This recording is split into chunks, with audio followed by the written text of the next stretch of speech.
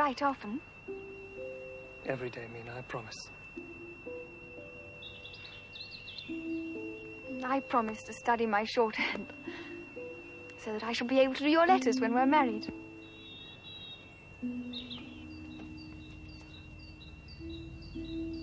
Jonathan! Jonathan! It's time for you to go. Yes, of course.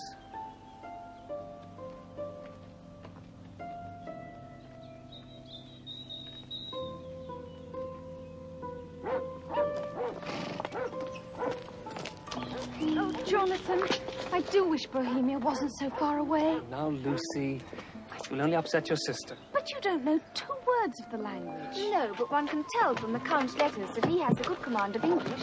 I know you girls will laugh at your poor old mother, but I've had cook put up a few sandwiches for you, Jonathan. One never knows about food when travelling abroad. Thank you, Mrs. Westerner. That was very thoughtful of you. Well, it's time to go. Goodbye, Jonathan.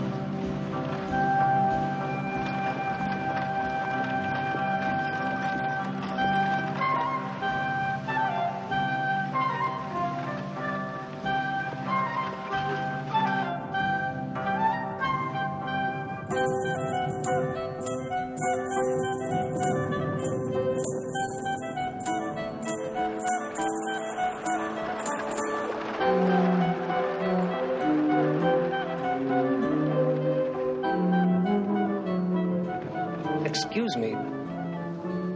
Do any of you speak English? Speak English? I speak some little. Well, when we left the inn, some of the men and women pointed at me. Like this. Yes. What does it signify? What does it mean? They say it is a charm against the evil eye. Why should I need the charm any more than, say, yourself? Where are you alighting? At the head of the Borgo Pass. It is very important that we get there well before midnight and are across the border. Really? Why is that? You do not know what day this is. It is the 4th of May, the eve of St. George. When the clock strikes midnight, all the evil things of the world shall take command.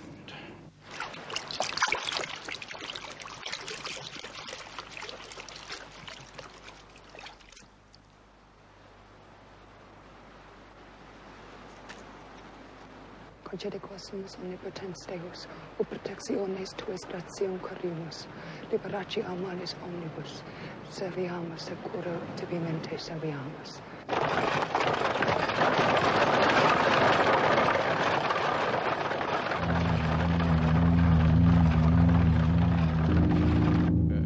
Where do you travel from the border? I'm a solicitor, and I'm taking some documents concerning a property in England for a Count Dracula to sign. Strigoi. Terog no te duce. Not go. Not te duce. My dear lady, I have to go. Please, don't upset yourself. Nu te duce.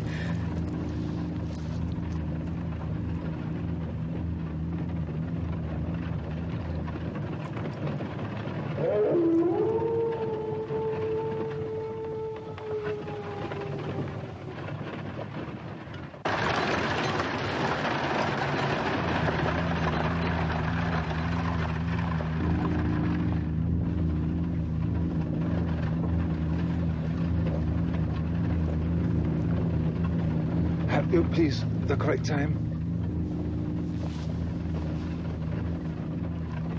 It's 6:30.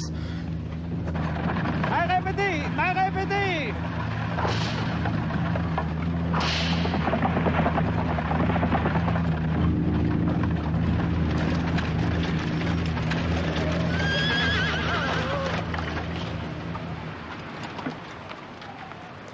Here is Pastor Hutsar, the head of the Borgo. Thank you. God go with you. Pentus in etata, mame. For your mother's sake. Thank you.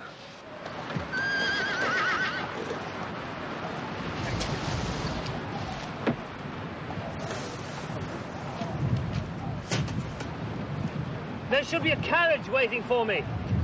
Wait, moment, bitte. I was told there'd be a carriage waiting for me. I'm sorry, we cannot delay. We cannot. But you can't leave me here in the middle of nowhere.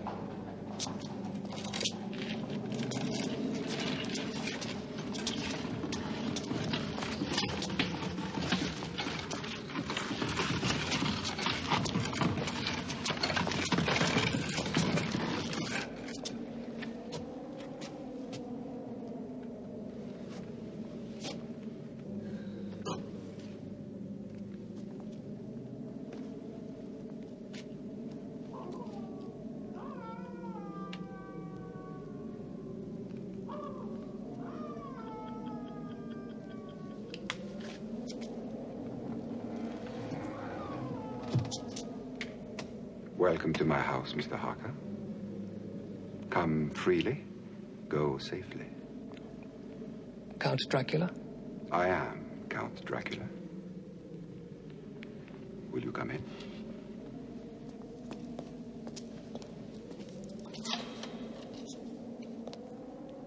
And please, leave here some of the happiness you bring. No, allow me. I insist. You are my guest. It is late, and the servants are not available at this hour. Close the door.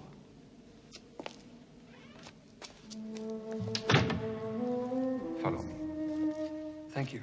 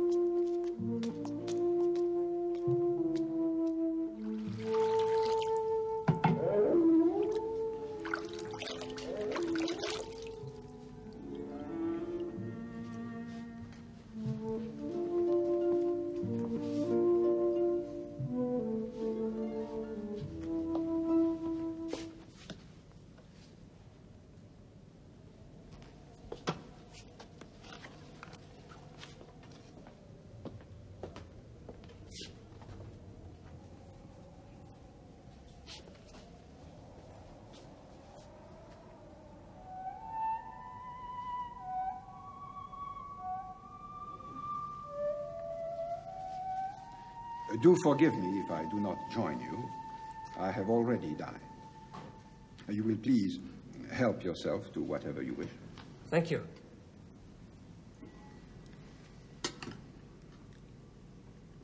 Some Tokai, perhaps? That would be very welcome.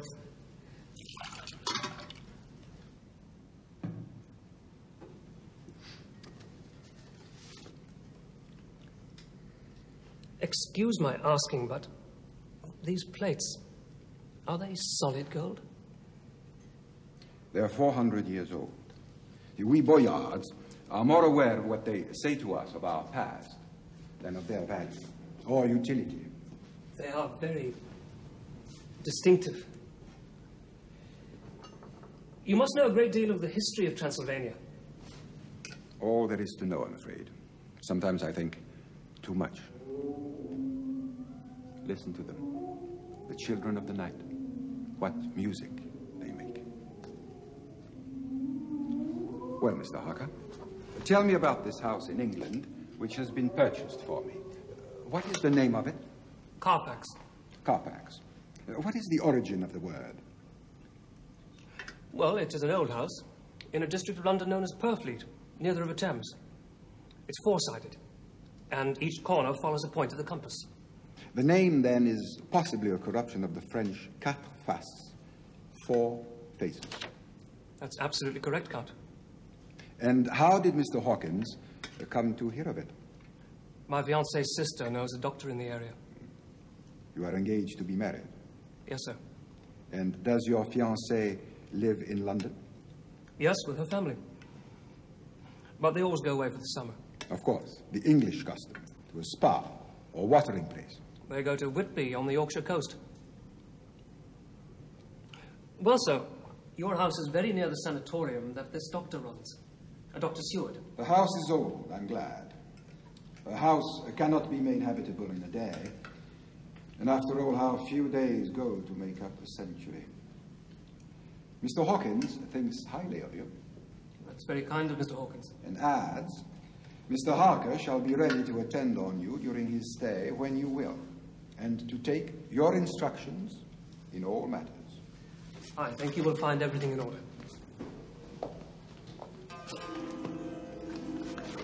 Thank you.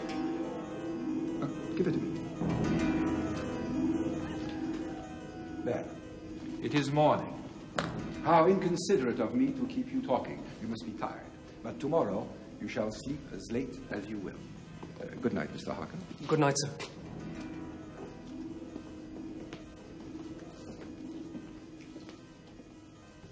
Oh, Mr. Harker? Sir? You may go anywhere you wish in the castle. However, the doors of certain rooms are locked. It stands to reason that you will not be able to enter these rooms and should not try. They have been locked for generations, and only the masters of the house have known why. Respect this tradition, please. Thank you.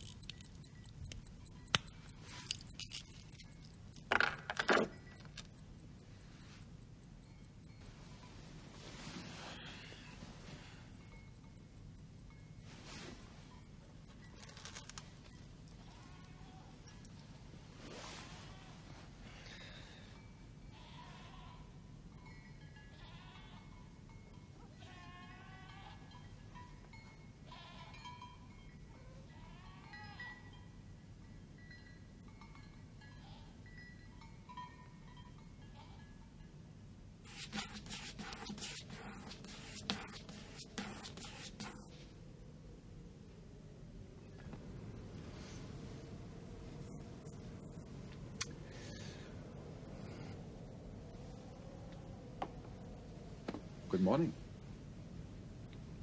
Or rather, good evening. You have slept well. It is already dusk. Stupid things. You shouldn't trust them.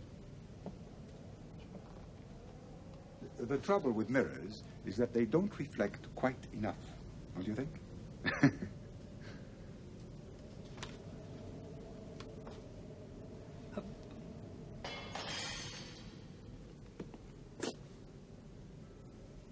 You've cut yourself.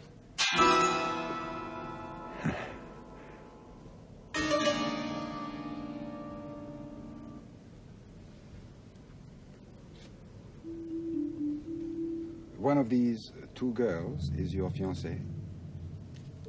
Yes, sir. The one on the right. And the other one? Her sister. An embarrassing choice. They are both very pretty.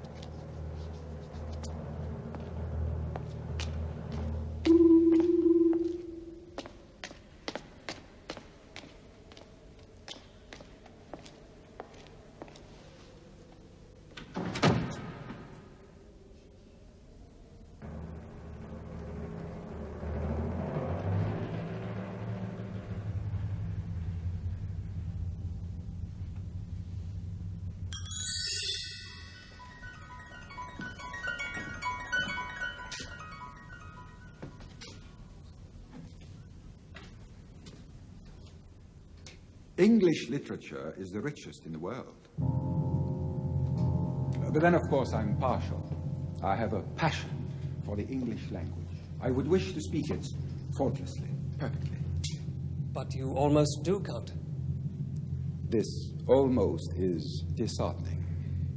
You shall remain here for a while so that I may learn from you and shatter this almost irrevocably. Please correct the slightest error in my speech.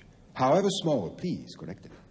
Frankly, sir, I was hoping to return to London as soon as you signed the lease of the house in Purfleet. No, you must remain here for a month at the very least. A month? Do you really wish me to stay so long? Only my needs are to be consulted. Remember the instructions of your employer. Look upon it as a little holiday. I understand, sir. You will write to Mr. Hawkins and your fiancée, should you so wish. Or have you already done so? No, sir, I could find no writing paper in my room. Oh, there is some writing paper here on the desk. Please, sit down.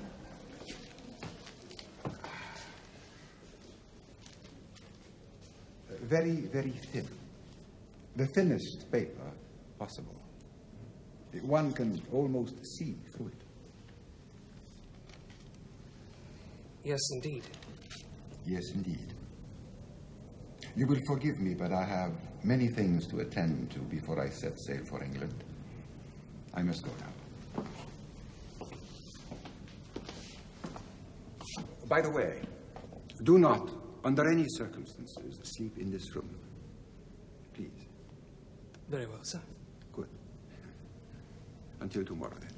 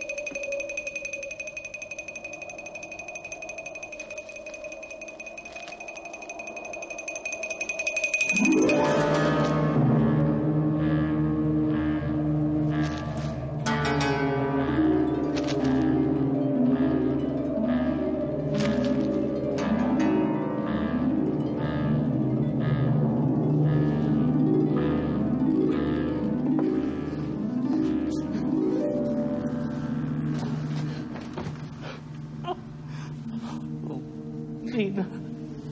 Mina.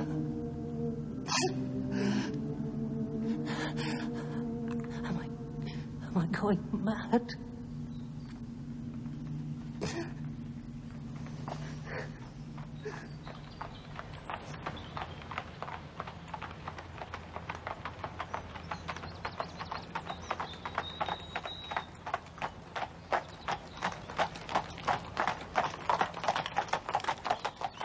I don't understand it, Mr. Hawkins. It's so unlike Jonathan.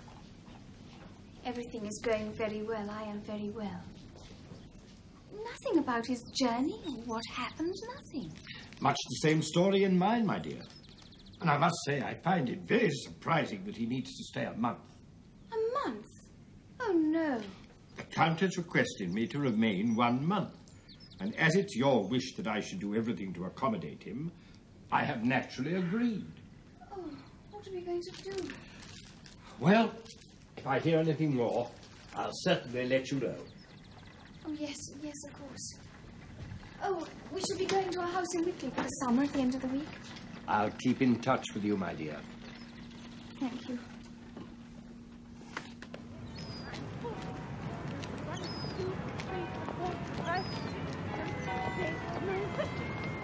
I've got to stop. 1, 2, 3, 4, 5, 6, 7, 8, 9, 60, 61, 62, 63, 64, 65, 66, 67, 68, 69, 70, 71, 70.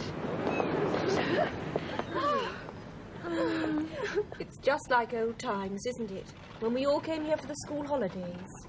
Same old mugs of hot chocolate. Well, darling, it was one of the few things that stopped you walking in your sleep. I haven't done that for a long time. No. We just got into the habit of drinking hot chocolate.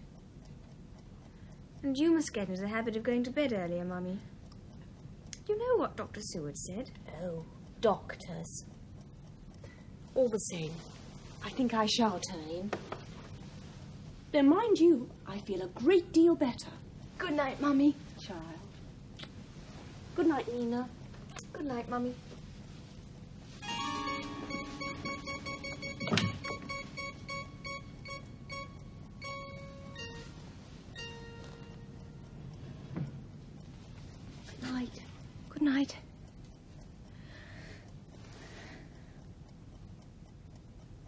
really worried about Jonathan.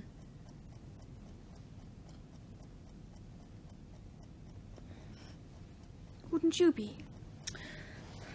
Poor Mina. You're so much in love. And you really don't understand men at all. You do, I suppose. Well, I've been longing to tell you.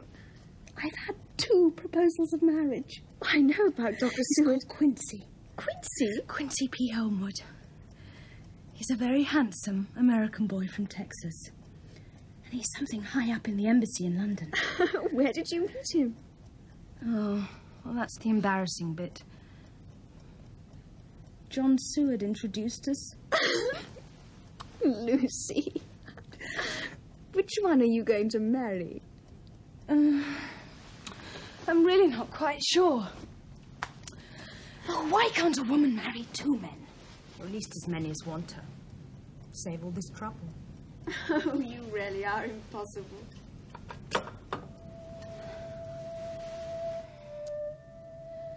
Dear John, I think it'll be Quincy. Good night, Mina. Good night. And I shouldn't worry about Jonathan. If I know anything about men, he'll be having a lovely time with that Count of his. What with deeds and torts and searches, all washed down with local wine. It's not Jonathan's style at all.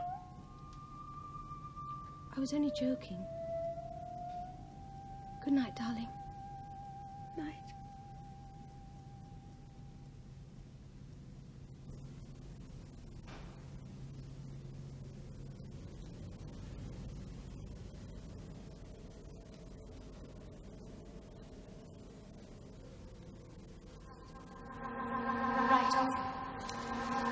Right on. Every day, Mina, I promise.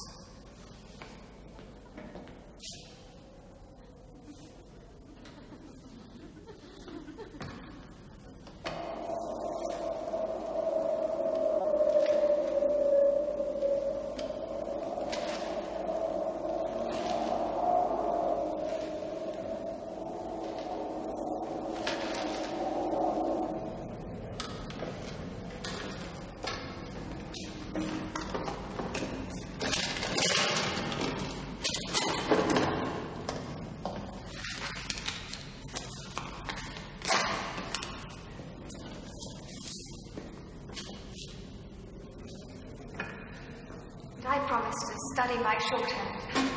Every day, I promise. Oh, my dearest, how I hate to go. Just a moment's notice. Every day.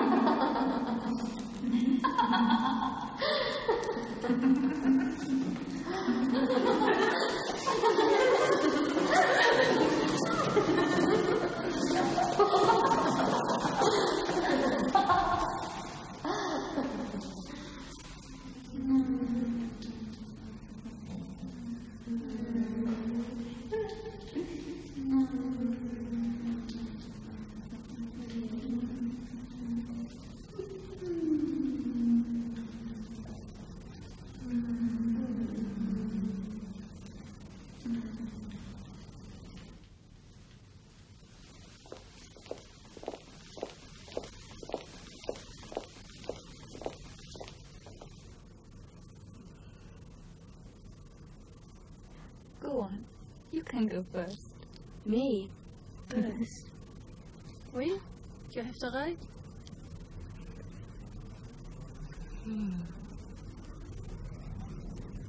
He's young and strong. When we're married. When we're married. Oh, my dearest, how I hate to go. Where's this? I promise to study my shorthand. So that I'll be able to do your letters when we're married. Married.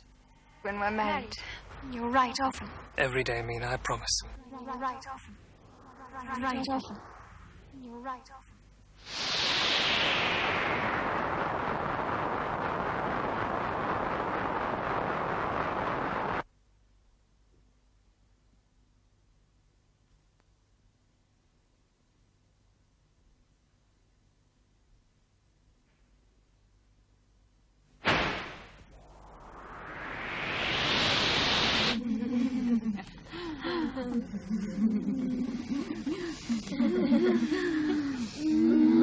Don't touch him. Don't look at him. Leave him. Back. Back. You never loved me. You never loved. You never loved. Oh, yes, I have.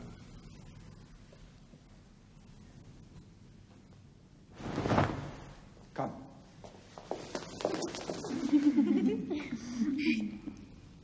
I need him for a while. Then you shall have him. He will be yours. All yours. When we're married.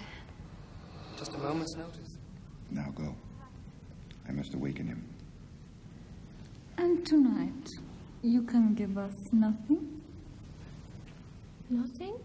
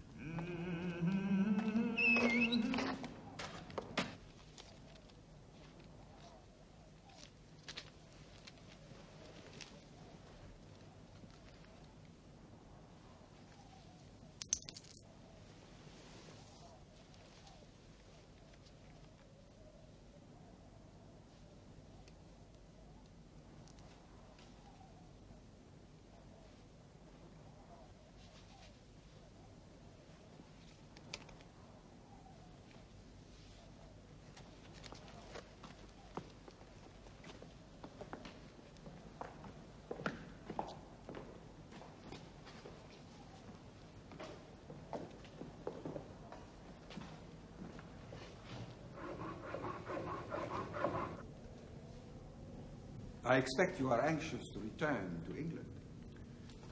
I should like to start back soon, it's true. Very well.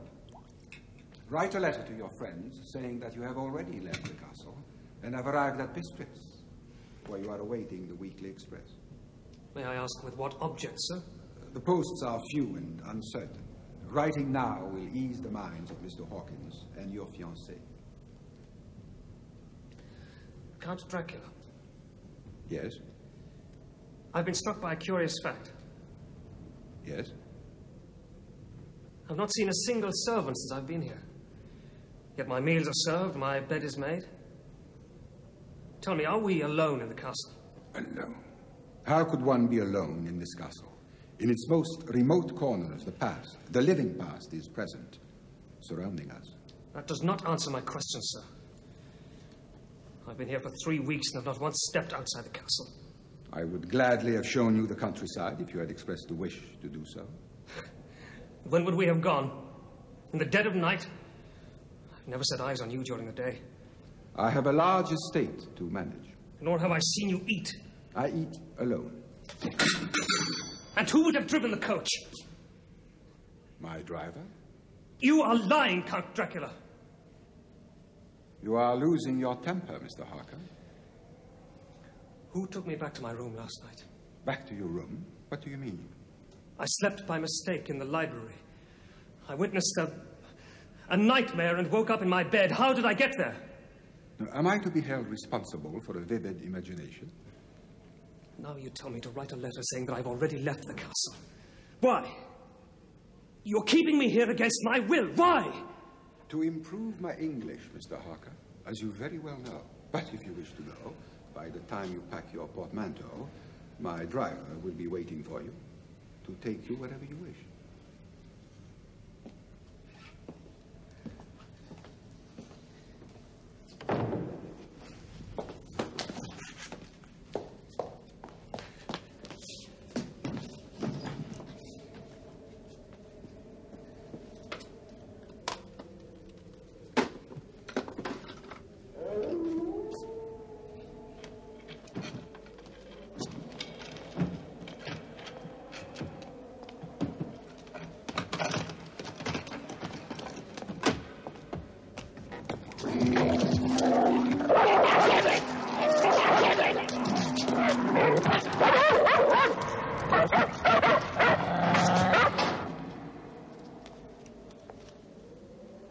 Count, you're playing cat and mouse with me.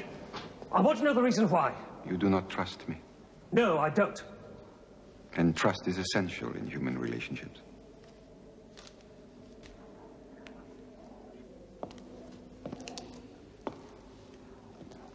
Oh, 2 Slovaks have given me this. It is full of strange hieroglyphics. Have a look at it. It might amuse you. And do not forget to write that letter, as I told you.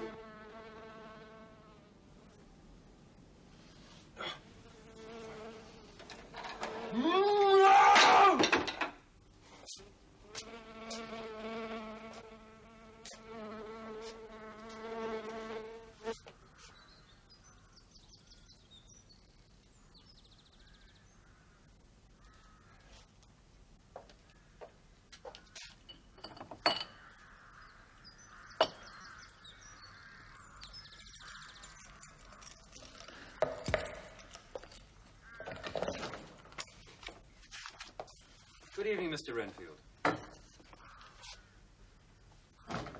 Ah, yes. Doctor. Do come in.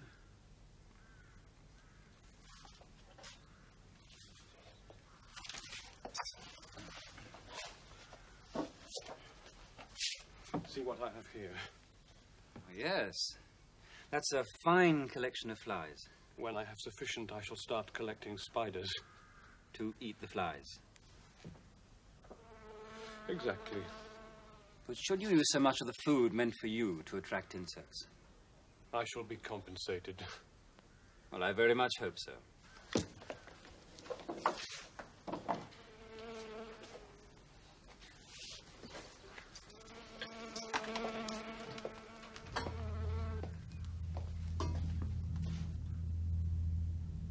Master, Master, are you coming soon?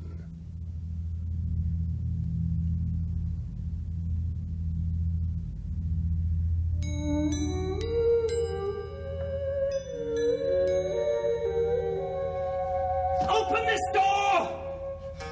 Open this door! Open this door!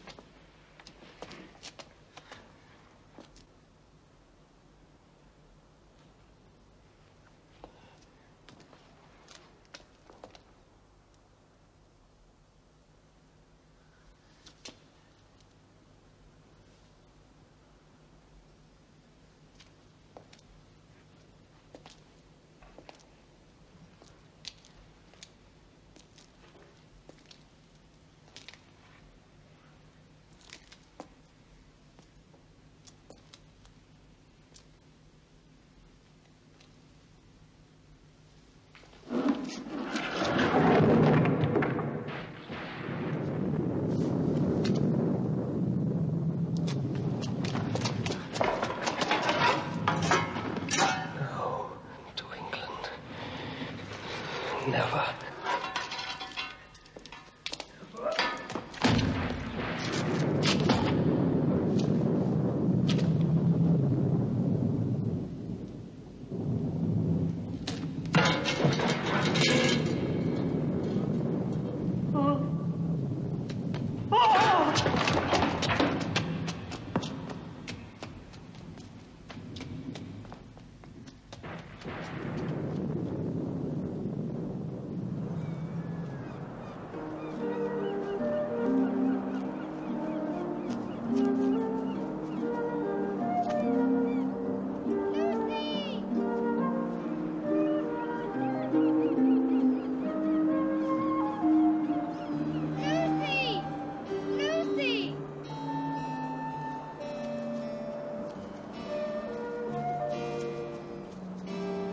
We should be getting back now, Lucy.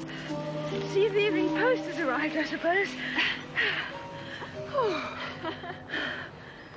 I don't know what it is, but I have the most uneasy feeling about Jonathan. He said he'd write every day. Afternoon, Miss Mina. Miss Lucy. Afternoon, Mr. Swales. Still sitting among the tombstones. To know what lies was wrote on them. Look here. Sacred to the memory of George Cannon, falling off the cliffs of Whitby. Erected by his sorrowing mother to her dearly beloved son.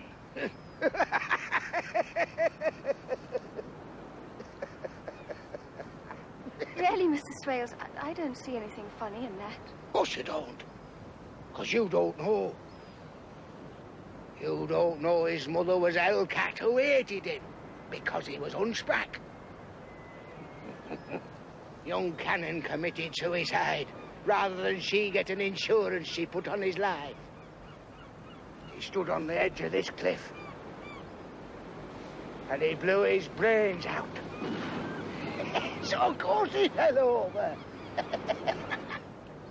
Now there's a dangerous sight for you. Dangerous? The sky. There's a wind coming up. Them clouds. I've seen it all afore. There's a storm coming up over the horizon. I've seen it afore. I'd best get home and put up my shutters. My service to you, ladies. Funny old man.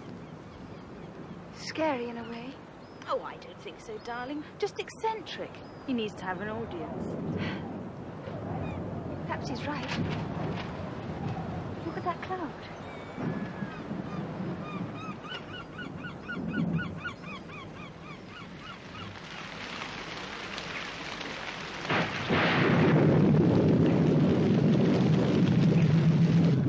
I've never seen such a storm.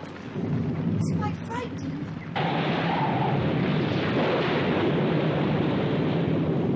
I love lightning.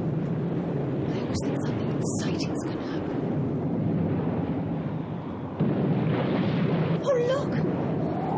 What? I thought I saw a ship. Where? Quite close to the rocks. Wait. There! Oh, yes, I saw it. It's heading straight for the rocks. Oh, how terrible!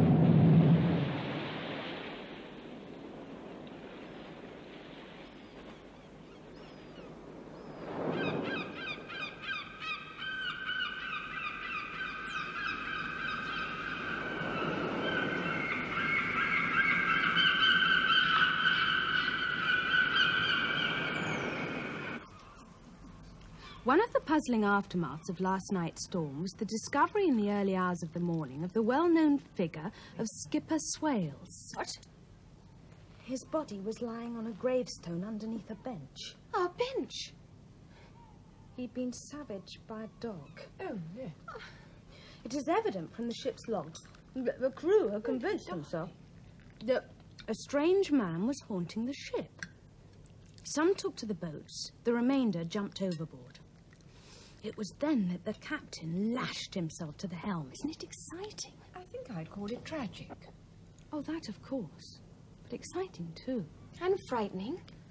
Among the ship's cargo is a number of great wooden boxes filled with mould and consigned to a Whitby solicitor who took possession of them formally this morning. Whitby's such a quiet little place as a rule. The post! I think it's too bad of Jonathan not to write her a proper letter.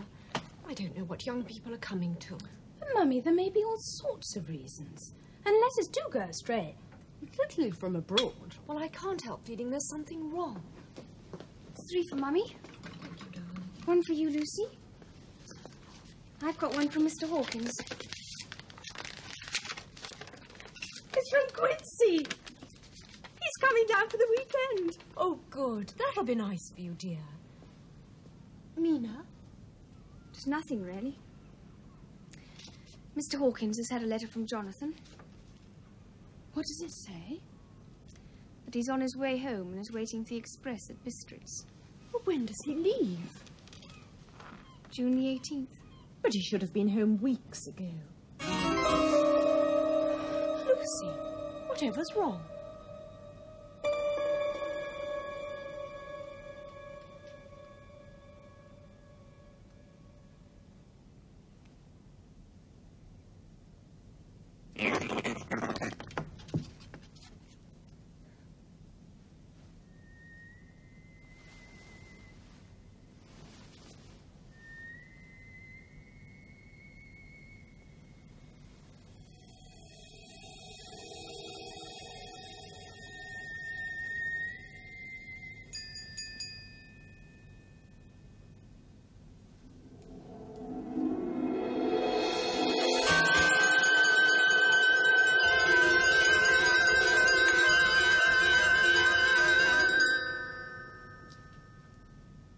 Lucy?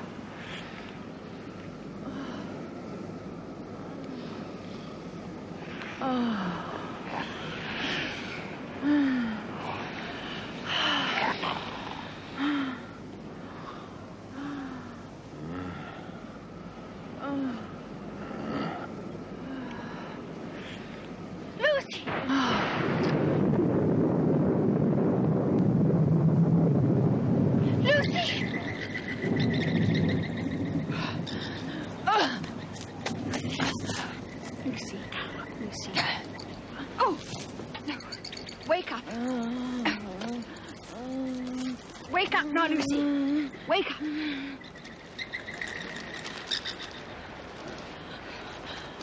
What am I doing here? I've been sleepwalking, darling. It's all right. I'm going to take you home. It's all right. Stand up. Just be fast. Good girl.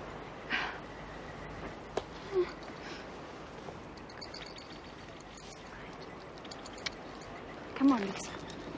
Let's go home now.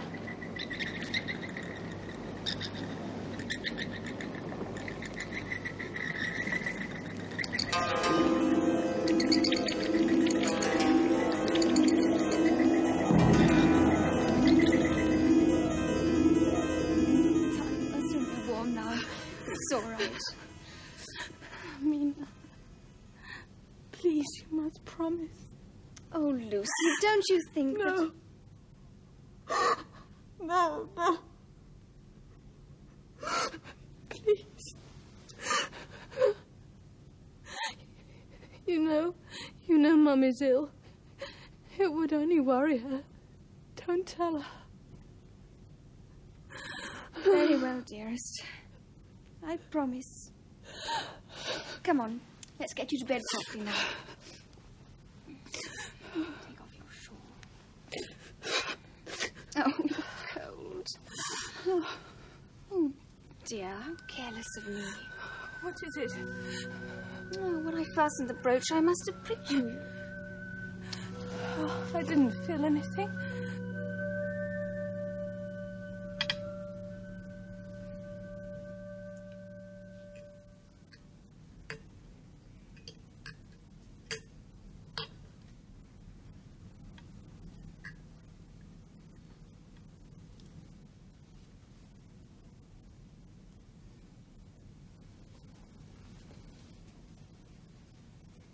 Why aren't you eating anything, darling? Oh, don't fuss, Mother. You look so pale. Doesn't she look pale, Quincy? Mm-hmm. She sure does. Well, to tell you the truth, I do have rather a headache. It must be the excitement of seeing Quincy again. Whoa there, little lady. Sure hope that ain't the effect I'll always have on you.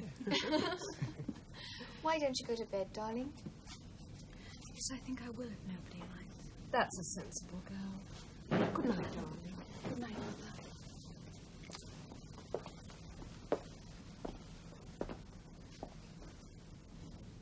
Well, good night, sweetheart. I sure hope you feel better in the morning. I'm sure I will. Tomorrow we'll go sailing. And we'll have a lovely time. Sure. Good night.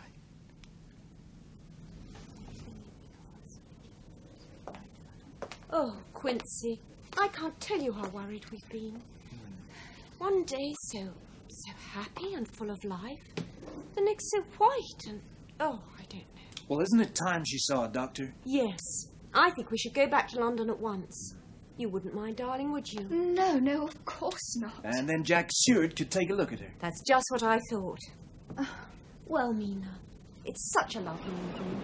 Why don't you and Quincy stroll down to the promenade? Well, I wonder if the American consulate in Budapest could help find out where Jonathan's got into. Oh, Quinn, do you think they could? Well, it's worth a try. See, they could start by making inquiries at Bistritz. Isn't that where you last heard from them? Yes, it is. I would appreciate it. I'm so worried. Well, I'll cable them just as soon as I get back to London. Oh, thank you. Oh, shall we go back now? Well, I guess it is turning a bit blowy. Let's go. Yes.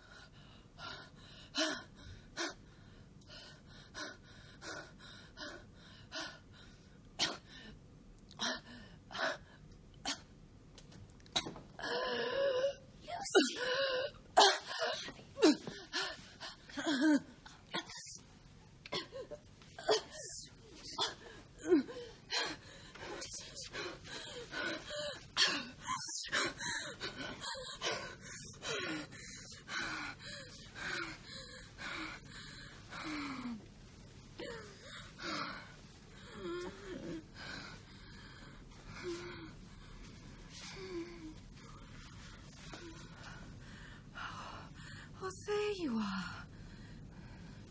Yes. Yes, dearest.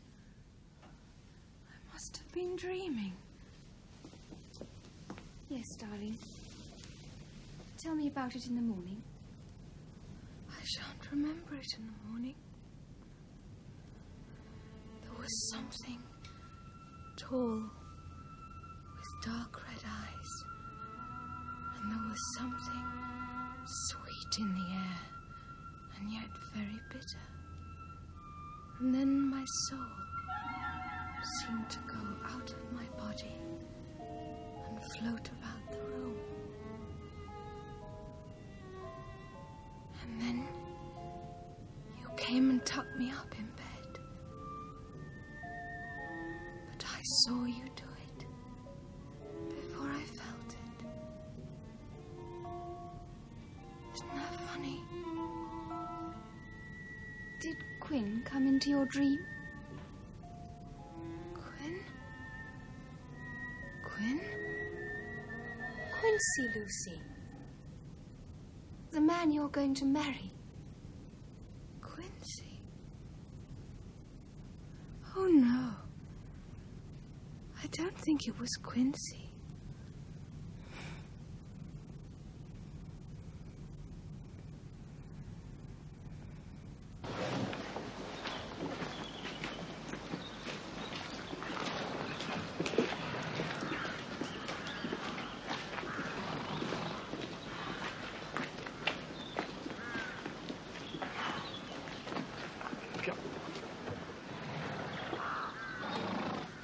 Bowles? Sir? Any idea what the devil's going on over there? Or a car plank, sir? Yes. They've been in that all afternoon. It's bloody heavy, them boxes. The devil's in them. I mean, I could understand if they were moving in furniture, but these things... Didn't a foreign gentleman buy that old place, sir? The one that young Mr. Jonathan went abroad to see? Yes. I'll tell you, he was fascinated by the whole thing, sir. Oh? Renfield. Really? It's time for the afternoon run, sir. Yes, of course.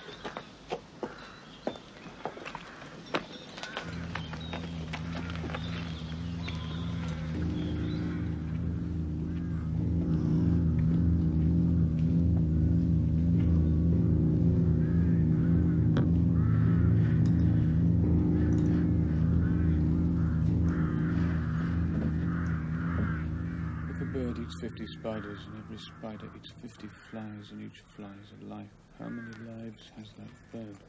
50 times 50. Hello, Mr. Renfield. How's the experiment going? Fly spiders, birds, fly spiders, birds, fly spiders, birds, fly spiders, birds. Yes, fly I spiders, birds. see.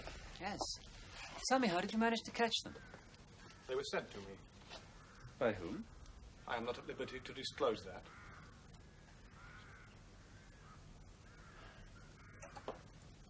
Well, I see the spiders have managed to get rid of most of the flies. Naturally.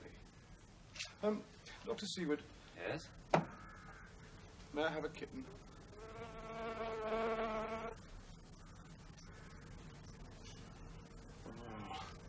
Oh, come on, man. We can't have that. Now, come on, spit it out. Come on, spit it out. Why?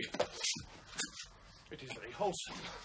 It is full of rich, strong life. It will give life to me. Leave him, Bowles. Leave him.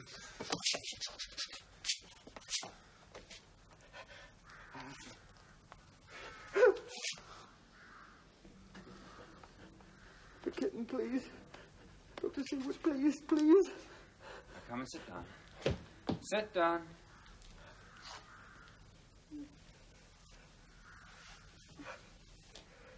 Well, I don't think it's advisable, Mr. Renfield. Not just at the moment.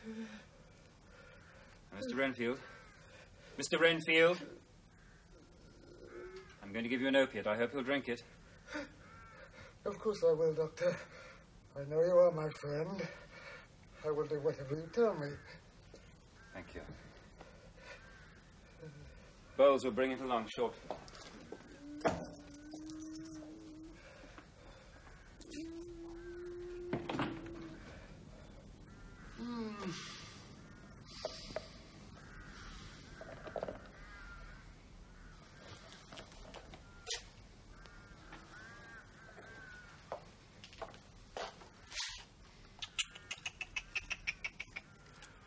dinner time, my pretties.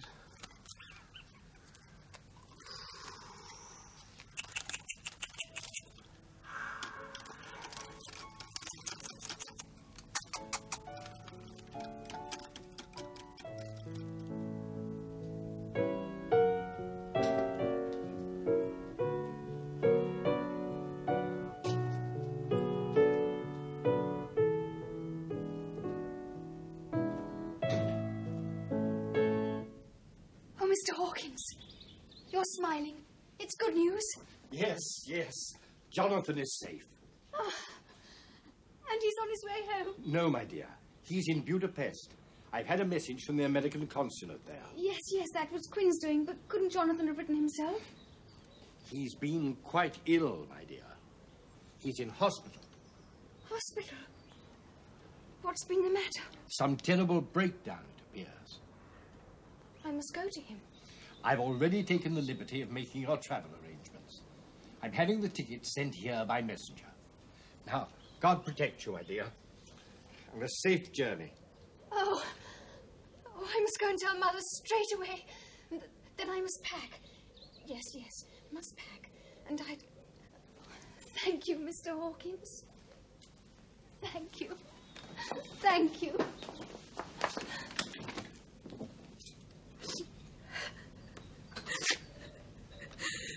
I hear that Mina's found her long-lost Jonathan. But now, nearly finished. Look up for me. Up at the ceiling. No hand. There. All over. Quite painless. Is there anything really wrong with me, John? Not so far as I can make out. There are none of the usual symptoms of anemia. Will you tell Mother and Quincy that? They're so worried. Yes, I certainly shall. And thank you. Thank you for coming all this way. My dear Lucy.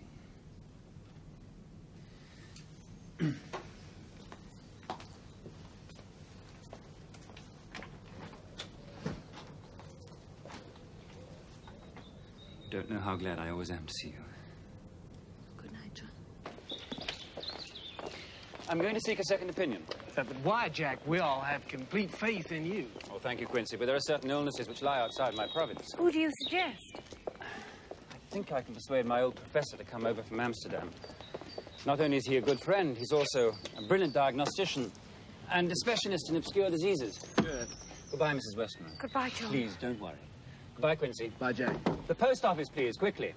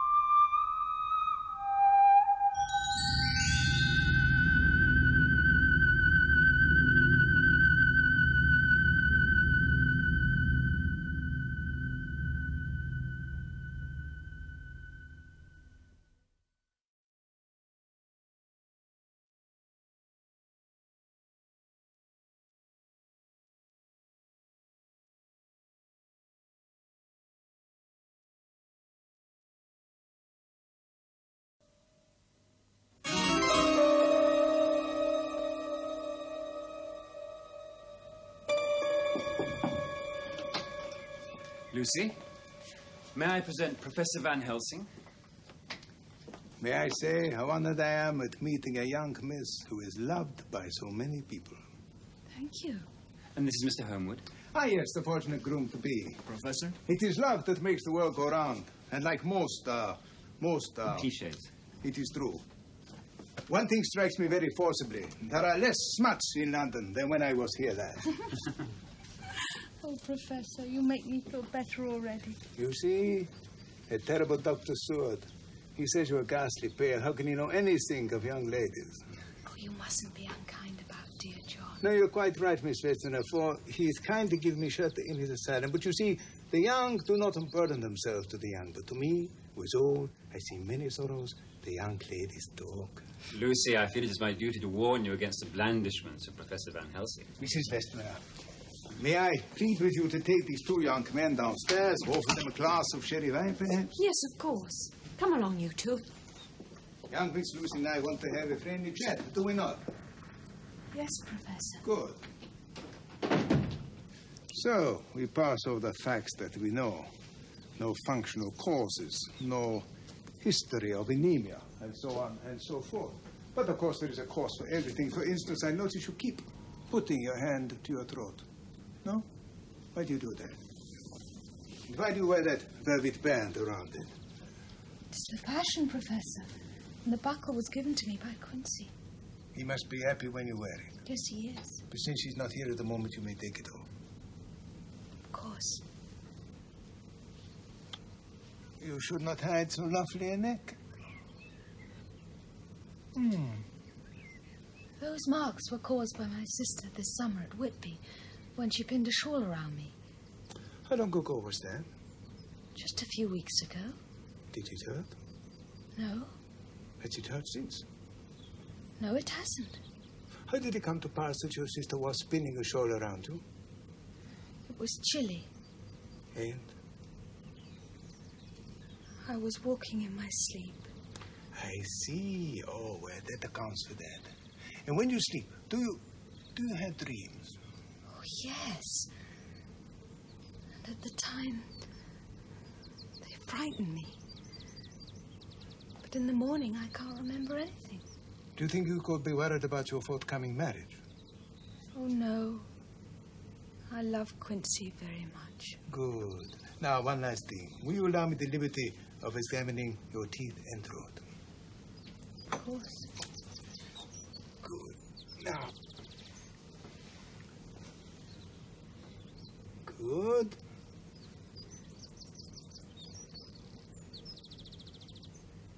Good. There. Finished. But I should be back in a day to even if you're better, so that I can be charmed all over again. Au revoir. Au revoir, Professor.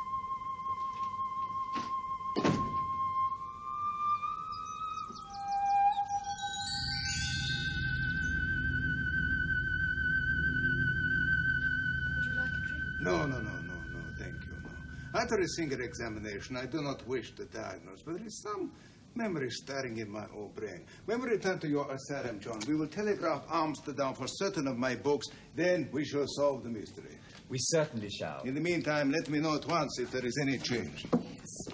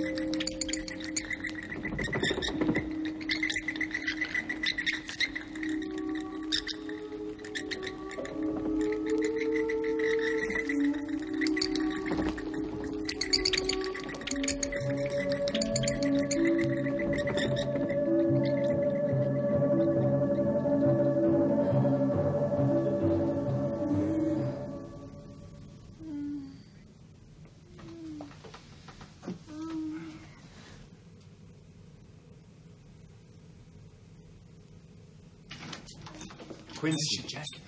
She must have a transfusion of blood. Oh, then I shall give it. I'd give a nice drop of my blood for Lucy. I do not ask as much as that, but yes, let us prepare cut-off sleeve roller. Now, little lady, here is your medicine. See, I lift you so that you may swallow easy. Come now. Drink up like a good child.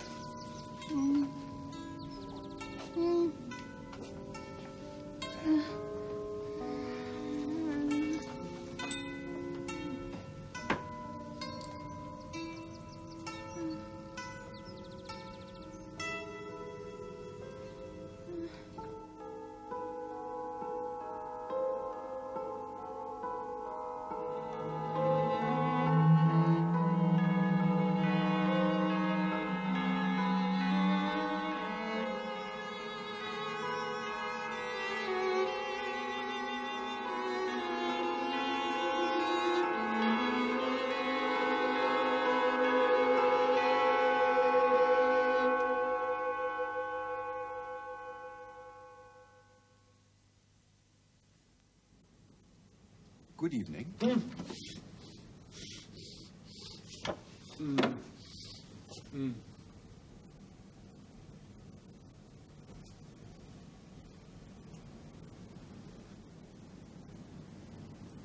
Master.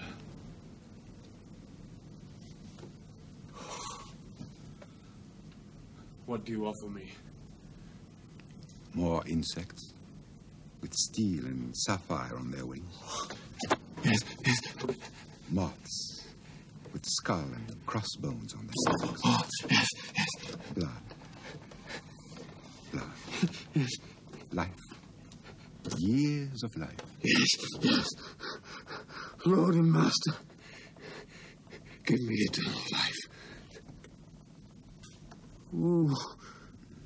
Ooh.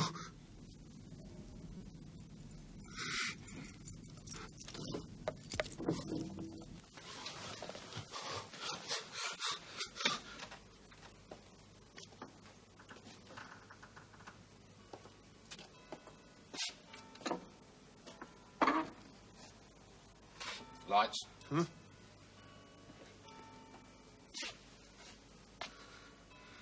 Where's the doctor? Well, he's not here tonight.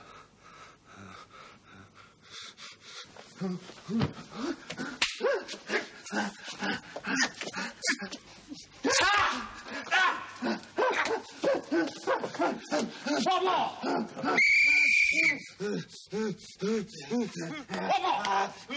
Fetch a straight waistcoat. Fetch a bandage. It's cut my wrist. Blood is the life, the blood is the life. The blood is the life. The blood is the life, the blood is the life, the blood is the life. I shall live forever, I shall live forever. I shall live forever, I shall live forever.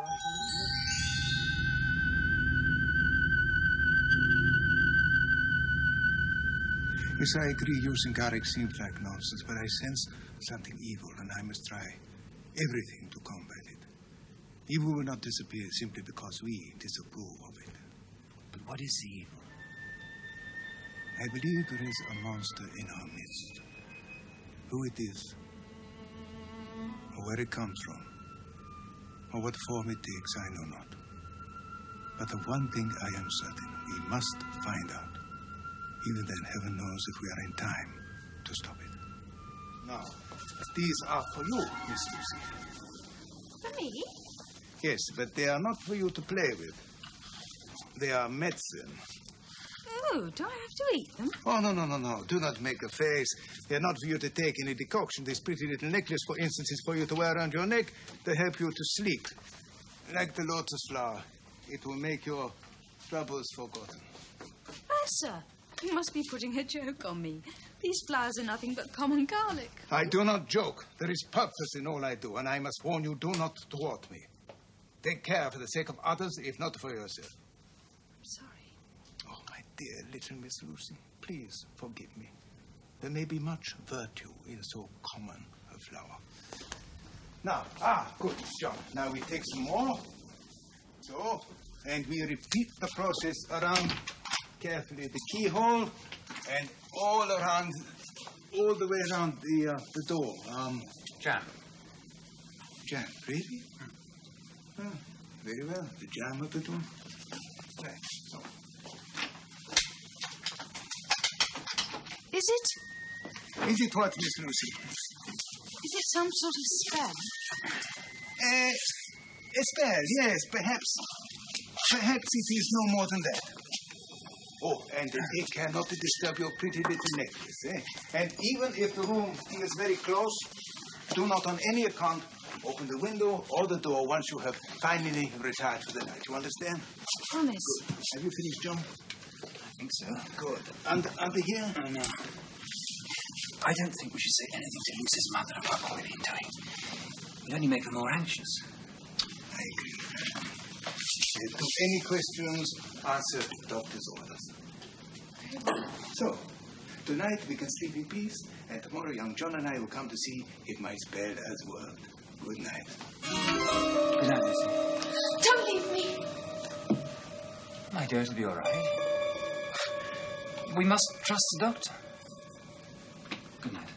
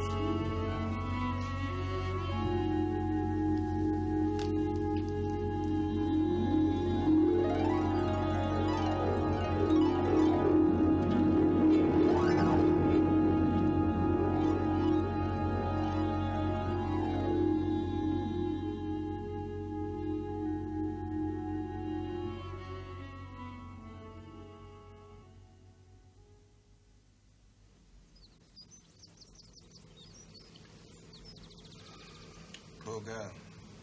The struggle is proving too much for her. Yes. I wish she hadn't insisted on going to the funeral. He upset her.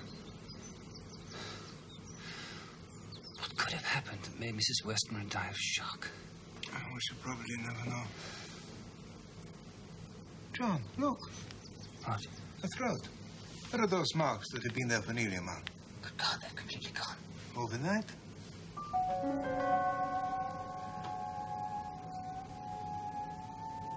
She's dying.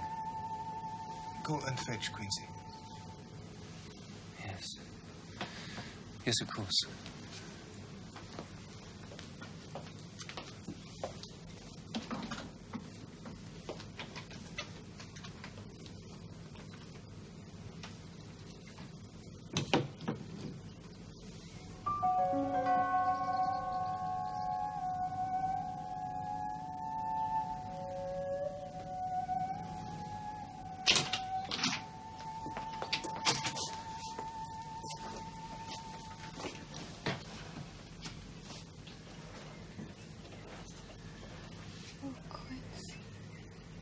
My love, I'm so glad you've come. No. Hold her by the hand. It will comfort her more. I've been to see the house again, sweetheart. It's going to be all ready to move into right after our honeymoon.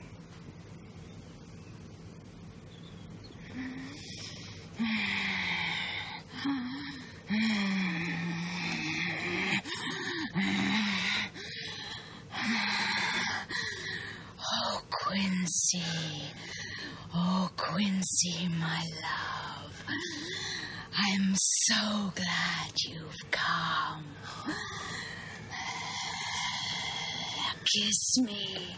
Not on your life! What the hell, Quincy?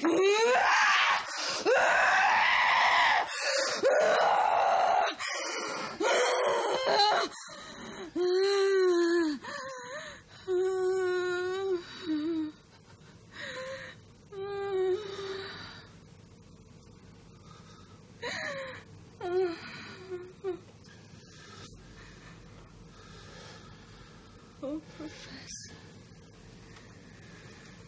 my true friend, guard him and give him peace. I swear it, my dear young niece. Come, Quincy. Take her by the hand. And kiss her on the forehead. But only once.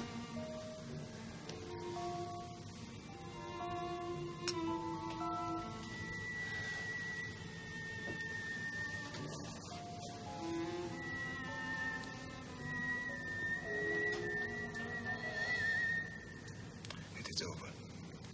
She's dead.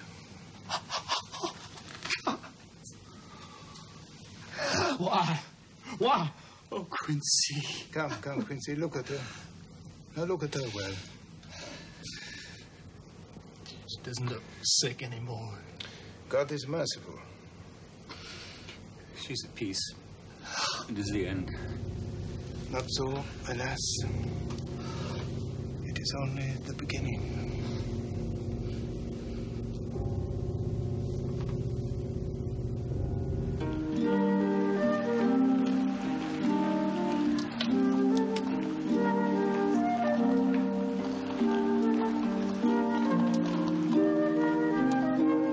Isn't it wonderful to be home again, my dearest? There were months when I thought I would never see you or England again. Won't Mummy and Lucy be surprised when we tell them that we're married? We'll start house hunting right away. Only mean it. Promise me one thing. What, my darling? Promise me.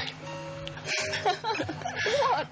Promise me that you will never, as long as we live, cook me paprika chicken. Paprika hen? Oh, 9.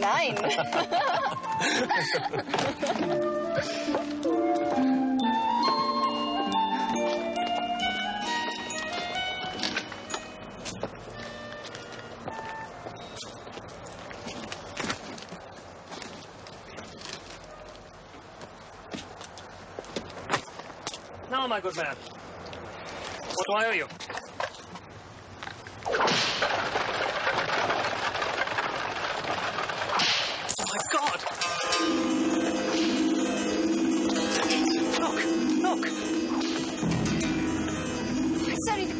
drive you away?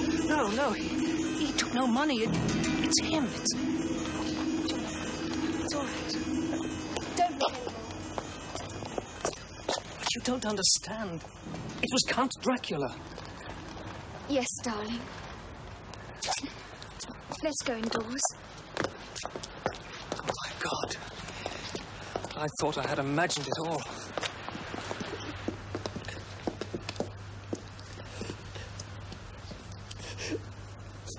There was just no way of letting you know how ill she'd become.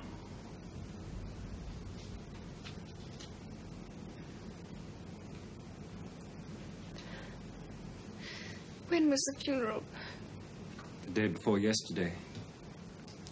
Such terrible homecoming, my dear young people. You must believe we did everything we could.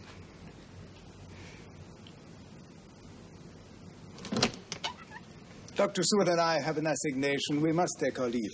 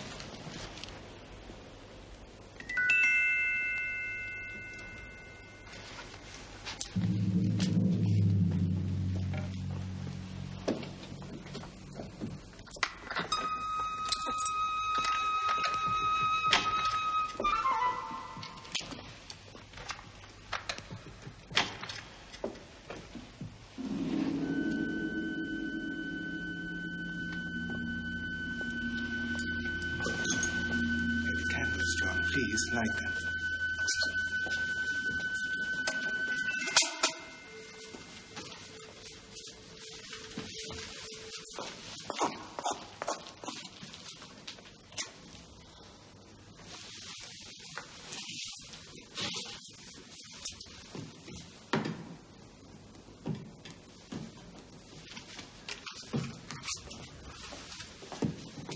What are you doing? As you see, cut off her head. What? Mutilate her body? Why? It's monstrous. Friend John, I know you loved her, but there are certain things of which you have little knowledge. I do nothing without good cause.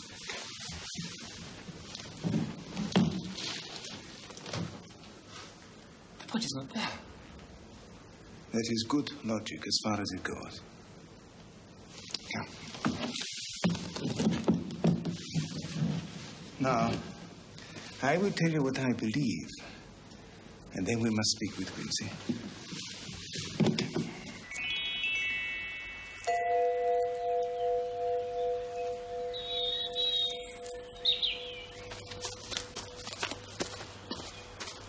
Body snatchers. With the key to the vault? No. Try again, young friend. John, look. Good Lord.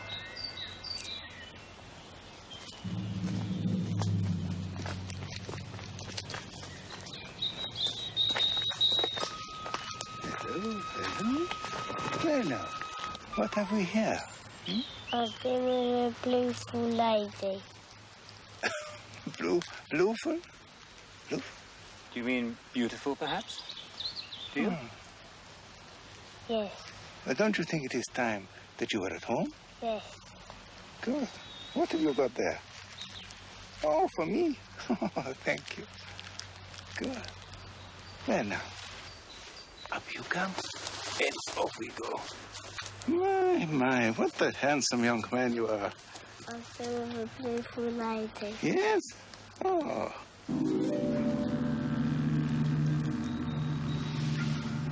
My God. Oh, my God. Oh, no. Oh, no. Not so soon. First, I must ask you, are you willing to believe what John Soot and myself have told you? I'm sorry, Professor. I reckon I find it impossible. The wounds on the throat of that child, do they suggest nothing to you concerning the death of Miss Lucy? Are you saying that those small holes in the child's throat were made in the same way as Lucy's? Alas, no, I am not. Well, what in Pete's name are you saying? They were made by Miss Lucy. You're insane. She has already joined the ranks of the undead. The undead? The Nosferatu. The walking dead. Those who cannot die, who are cursed with immortality, who must go on age after age, adding new victims, multiplying the evils of the world. You see, Quincy, she became the prey of a vampire. She is now a vampire herself. And now, I must tell you the terrible thing I propose to do.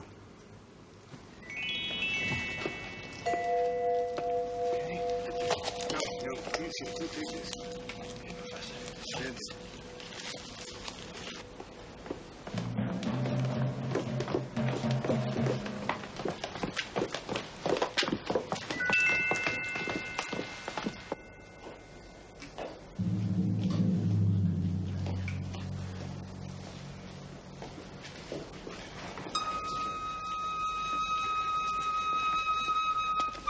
Look!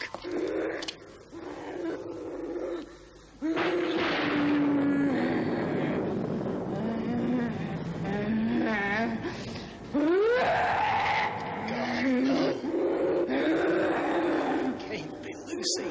Not your Lucy, my friend, no.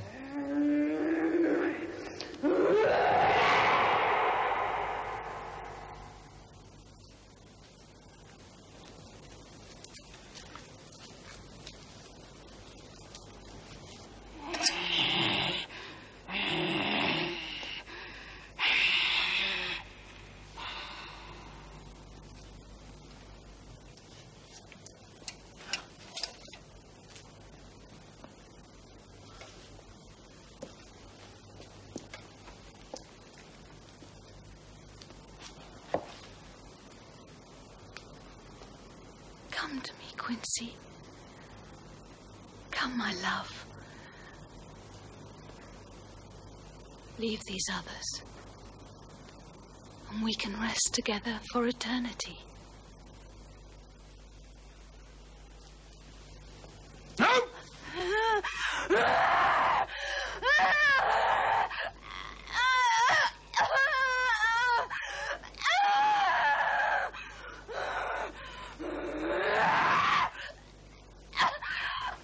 Answer me, friend Quincy. Am I to proceed with my work?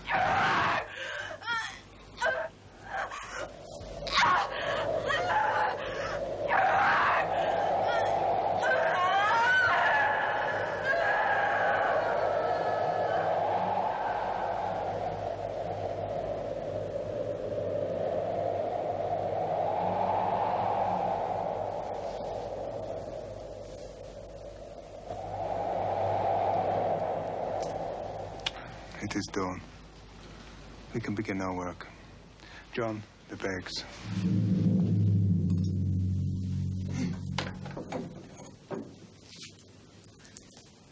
John. John, please. Thank you. Wait, Quincy. When this undead lady becomes truly dead, then her soul shall again be free, and she shall take her place among the angels. So, John. Thank you.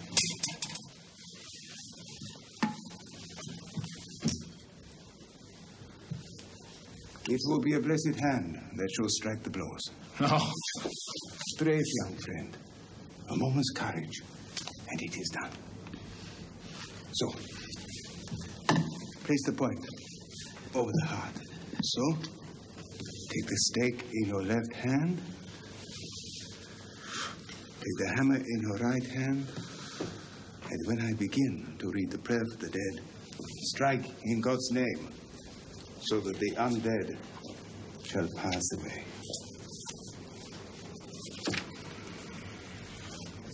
Et profundis clamavi ad te, Domine, Domine exaudi vocem meam. Fiantoris tui intendendis in nomine qui omnium tum Domine. Divimus anima mea in gloria, serabit in mea Domine, hac ut Domine, ad cum speritus. Requiem aeternam dona e Domine, et lux perpetua luceate. It is done. Quincy, it's all over. It's all over. Oh, all right, Jack. Good. Come, Quincy. Let me show you something. You see, no longer is she the devil's undead, but God's true dead, whose soul is with him. John, take Quincy back to the house. Give him the stiff brandy. Make him rest. I shall complete the exorcism, and we shall all meet tomorrow. Come, Quincy.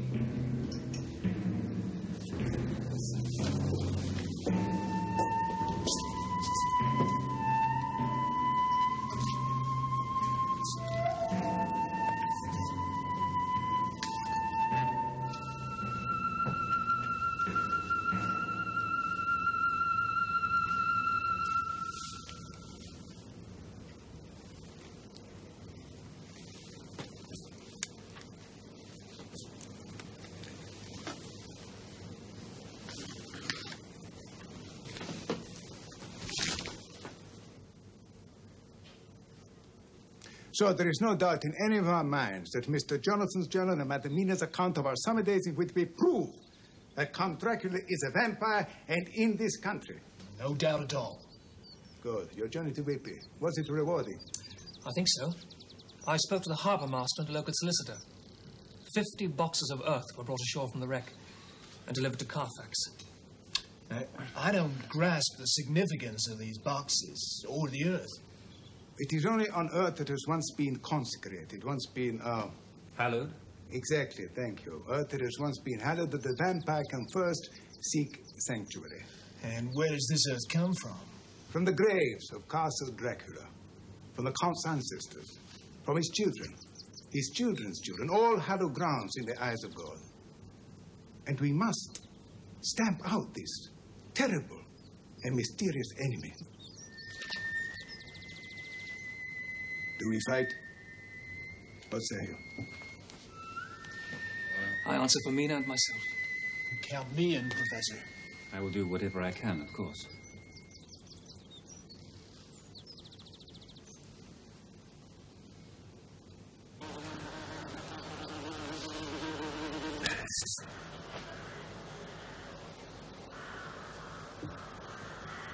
Little fly, thy summer's play my thoughtless hand hath brushed away. Am not I a fly like thee? Art not thou a man like me? For I dance and drink and sing till some blind hand shall brush my wing. Mr. Renfield? Mr. Renfield, I'd like to introduce you to Mrs. Harker. Good evening. How do you do? You're the doctor, you're the lady. I myself am an instance of a man who once held a strange belief. Indeed, Mr. Renfield. What was that? I used to fancy that by consuming a multitude of living things, I could prolong life indefinitely.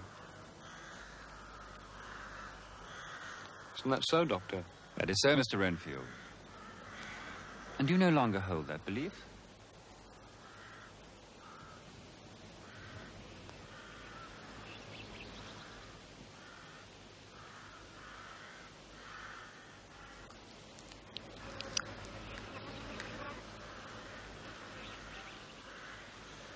Oh, I have some advice on the subject of Madame Mina. Jonathan.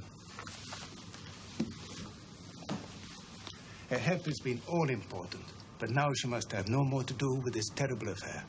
The risk is too great. She is too precious, and we men will act all the more free knowing that she is not in danger. Very well.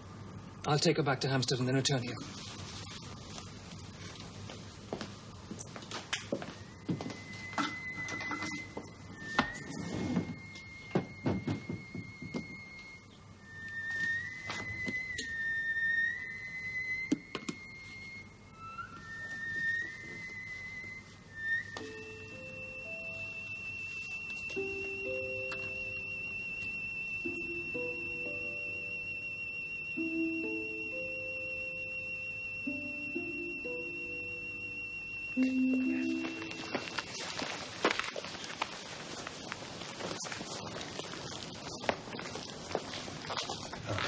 Produce the skeleton keys. Operate on this lock.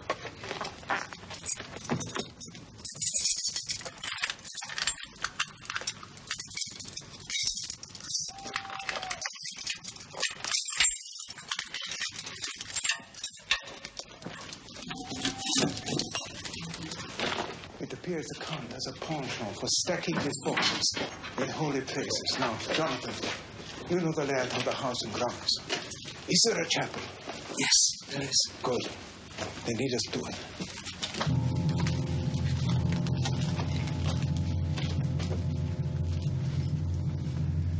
In manus tuos, Domine.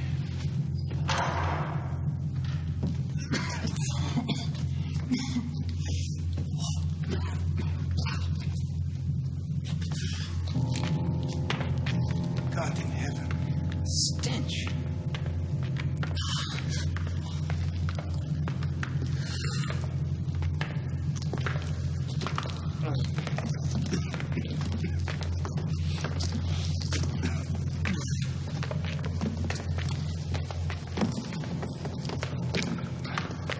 Sickening. Strange. Every breath exhaled by that monster clings to the place. Look. Yes. Come, quickly. We will open the boxes one by one, and I will sterilize the earth. How, Professor? With this consecrated host, I have permission. With particles of the host, I shall sterilize the boxes, sanctify them, so that never more can he lie in them. Come, Quincy, open the bag. Get to work quickly.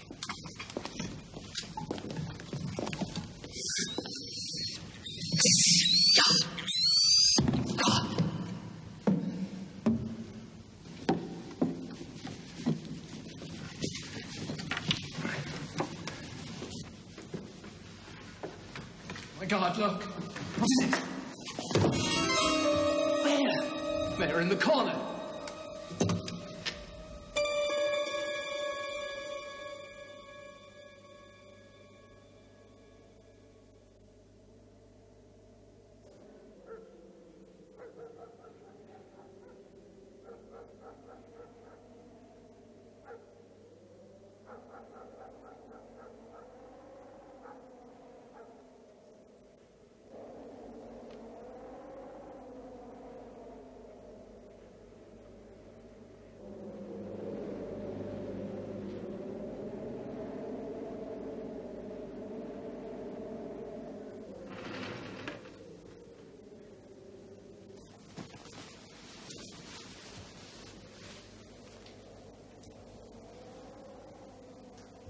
Jonathan?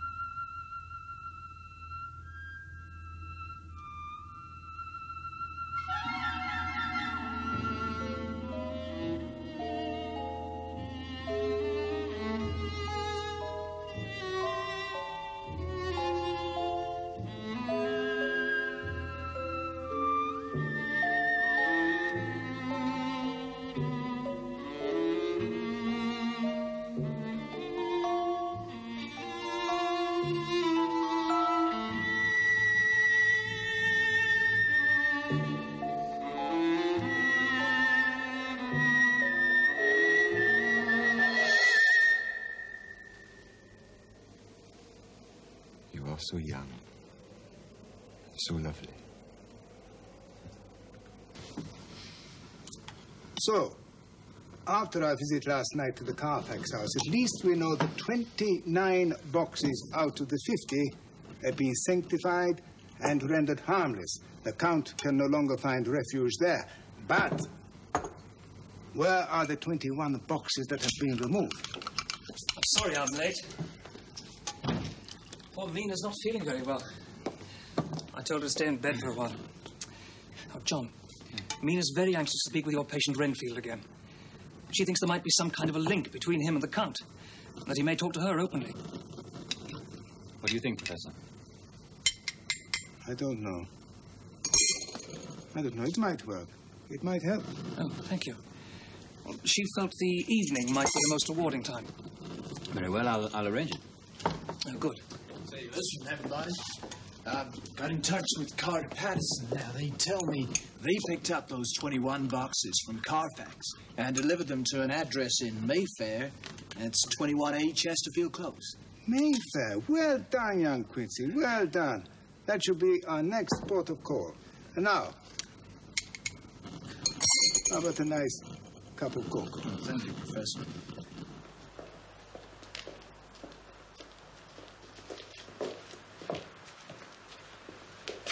There's a young lady to see you, Mr. Renfield.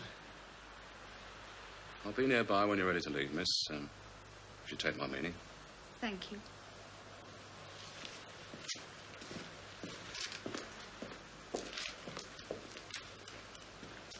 Good evening, Mr. Renfield. Who are you? I'm Mrs. Harker. We spoke yesterday. Where? In the garden. I was with Dr. Seward.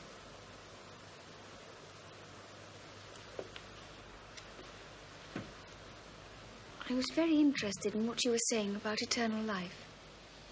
You look different today. Do I? Quite different.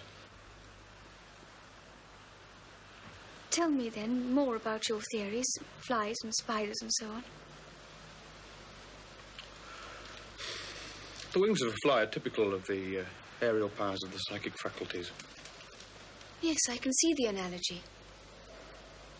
The ancients did well to typify the soul as a butterfly. Are you interested in souls, Mr. Renfield? Of course I'm not. Life is all I want. Doesn't each life possess a soul? What? Even a fly and the sparrow. Can one take a life without being responsible for the soul? Why do you go on about souls? I don't want to know about souls. I had a terrible dream last night. You're trying to confuse me. Mr. Renfield, will you help me? Why? I feel we understand each other. In this dream I had, dogs were barking on the heath. I thought I heard you shouting, protesting. Couldn't understand what you were saying. I dreamt that my life was being slowly drained away, and that when I had no more blood, my soul would never find peace. Your soul? Yes. What do you think, Mr. Renfield? That in some way I could have been so sinful that I must spend my afterlife in purgatory?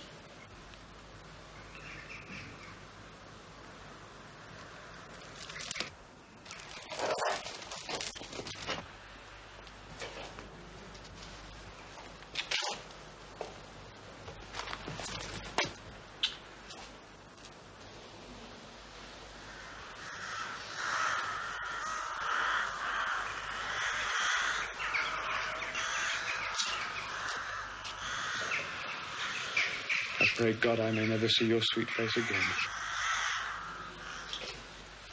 May he bless you and keep you.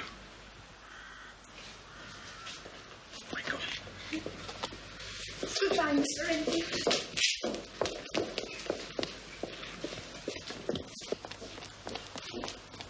Seward. Thank you, Bones. Dr. Seward! Dr. Seward! You must let me go at once from here. Go, Mr. Renfield. But why? Now. This very hour. Let them take me in a straight waistcoat. Manacled. Leg ironed. Even to prison. Let me go. Is there something Mrs. Harker said that's upset you? If I were free, I shouldn't hesitate a moment to tell you, but I'm not my own master. So let me go. I'm afraid we shall have to wait until the morning to discuss it.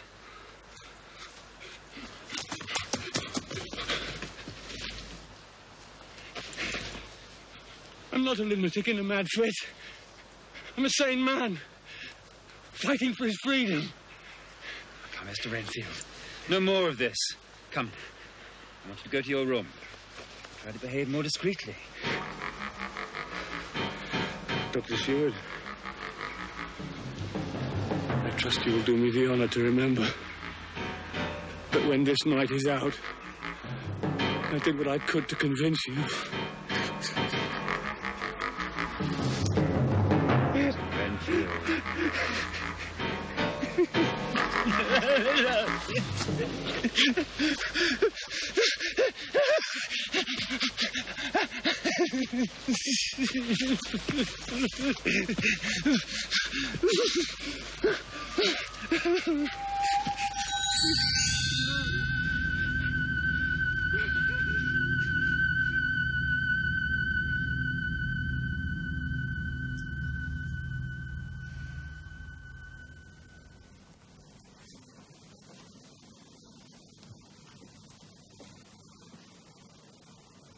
I could have been so sinful that I must spend my afterlife in purgatory. Why did you refuse what I have sent you? I do not want you here. Why? If thought is life, and strength and breath, and the want of thought is death, then am I a happy fly, if I live or if I die. You should be overjoyed by what I have sent you. You've sent me nothing. Look at me. Look at me. Look at me. I have sent you a human being, a living person. She's initiated. Take from her and give to her. The two of you will live forever. God give me strength.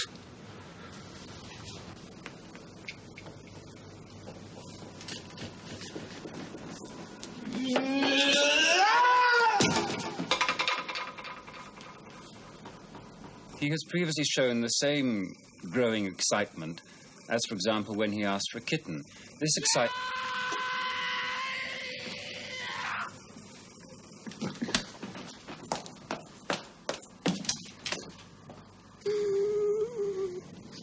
I would not send her soul to purgatory. Whose? He has started. Mrs. Harker.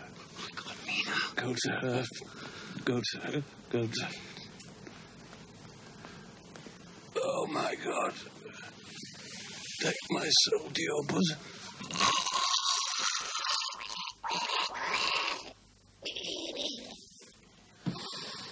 Bolts in my carriage. Quickly. Let's get to Hampstead.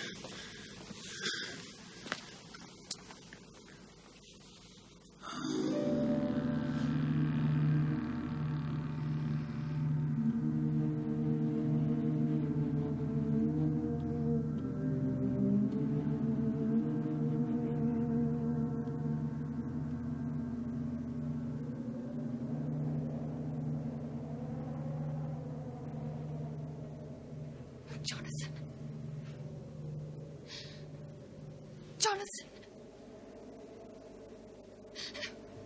Wake up! Wake up, Jonathan! Your husband will not awake.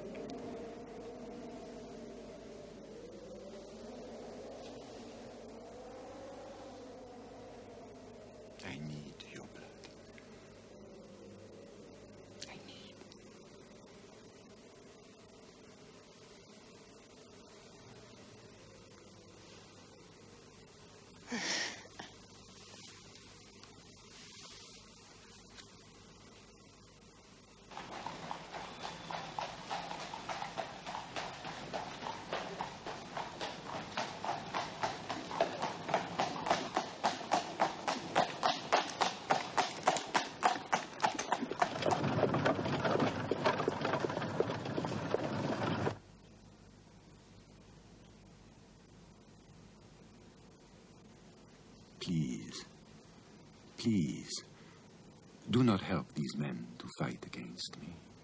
They're superstitious fools. They've been losing for 2,000 years. Do you know the significance of the kiss? You are nourishment to me, blood of my blood, flesh of my flesh, my beautiful wine press. We shall cross land and sea together, land and sea.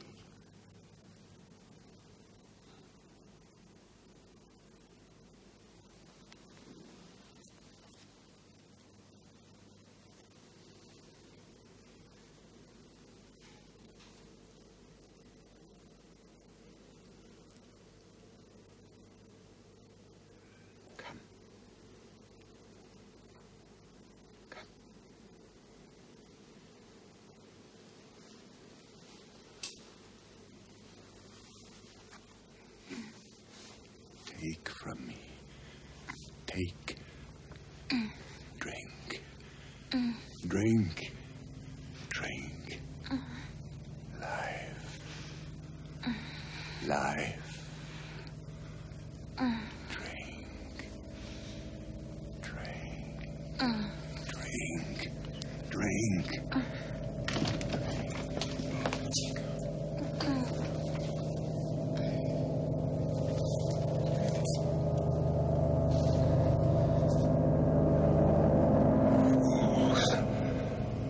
Fools.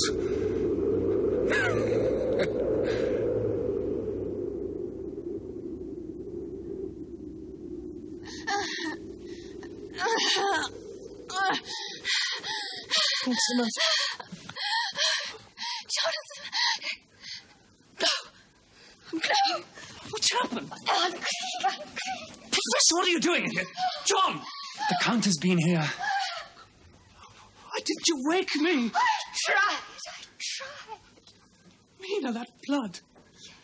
Yes. No, don't touch me. I mustn't touch you. I mustn't kiss you. Madamina, Madamina, have no fear. God will protect you. And we shall now invoke his help by touching your forehead with the Holy Eucharist. In nomine Patris et Filii et Spiritus Sancti.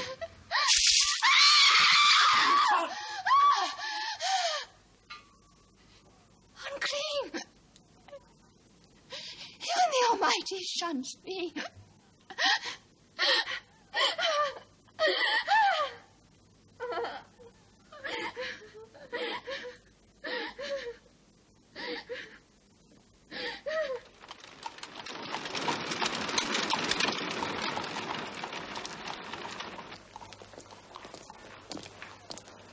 Professor?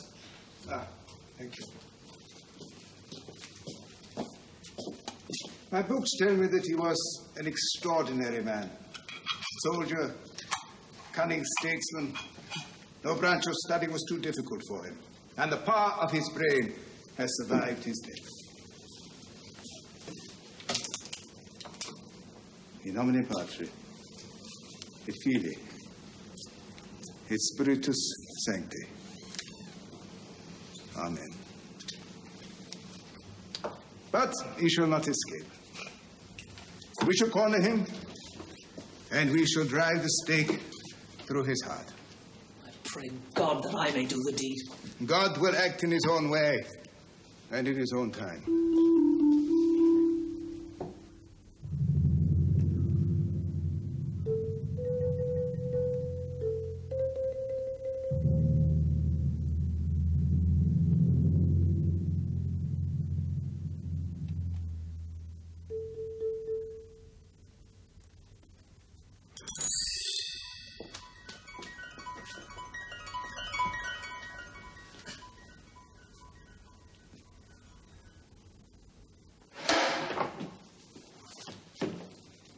Retro me Satanus.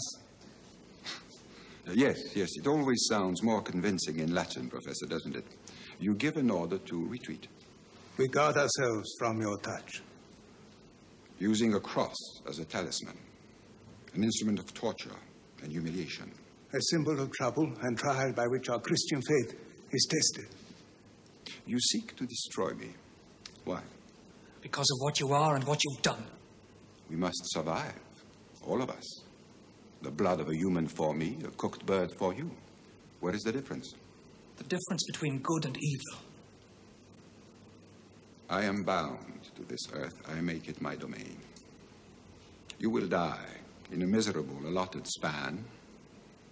I have centuries before me. Why in God's name did you ever leave your castle? We must recruit disciples, just as your leader has done. You shall not capture any more souls. Souls? There is no blood to drink from souls, if there be such things. We are pledged to rid the world of you. It will not be easy. I do not die like the bee when I sting once. I become stronger. Vampires are nourishment to one another. Beautiful, fundamental nourishment. And your wife, Mr. Harker, is mine already.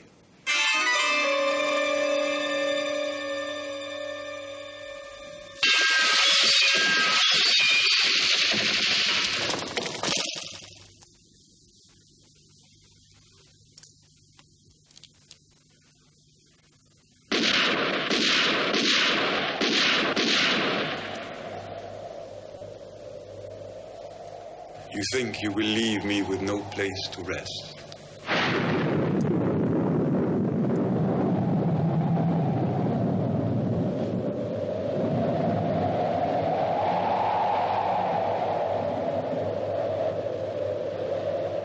I know that you must fight, but it must not be a fight of hate. That poor soul who's brought about all this misery is the saddest one of all. Mina, how can you say such things? If I could send his soul to burning hell forever, I would do it. Hush, Jonathan. You must be pitiful to him, just as someday you may have to be pitiful to me. Also, I believe the Count can somehow force me to tell him what I know and be in league against you. I don't believe that. No? Do you think that I don't look at myself in the mirror? Dearest, don't. Yes, we must face facts, however unpleasant. Tell me, how many boxes did you find at Bermondsey? 8. And at the Mile End? 4. And Sanctify them all? Yes. 1 box left. Madam Mina, you are the wisest of us all. So tell us, where do you think the last box is? There's only one place he'd feel really safe.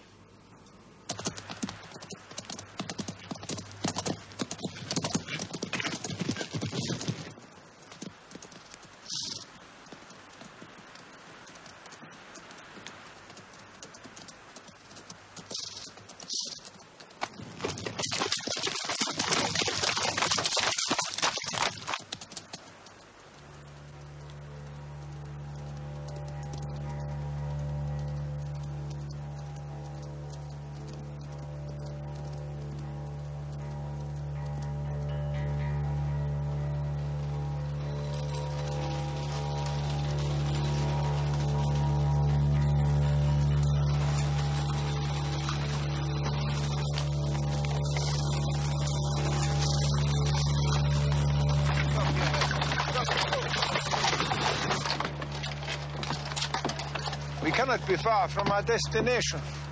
We will take the shortcut. Come on.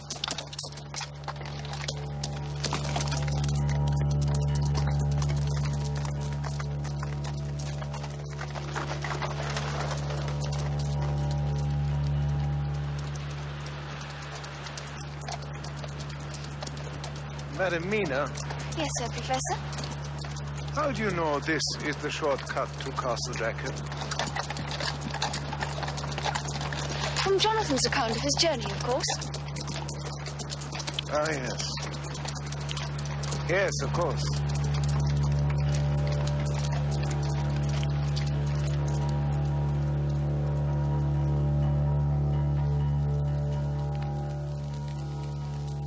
ready, Herr Professor. Good. Good. Splendid. Ah. There you are. Well, how charming. Thank you. Oh. And yours, my dear little chef? No. I have to confess, I was so hungry, I've already eaten. Oh. Excuse me.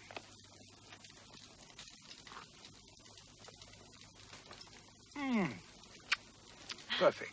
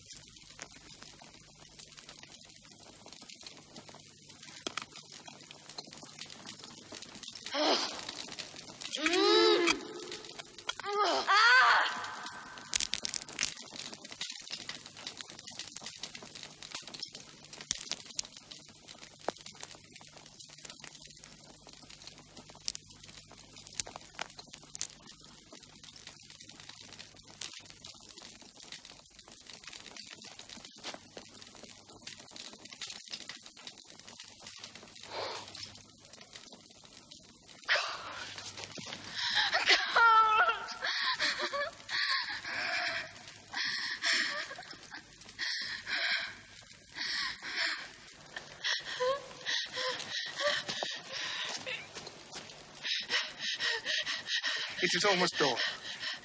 Come to the fire, Madam Mina, and get warm.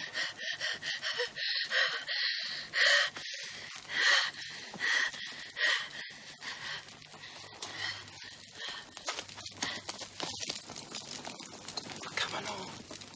Come along.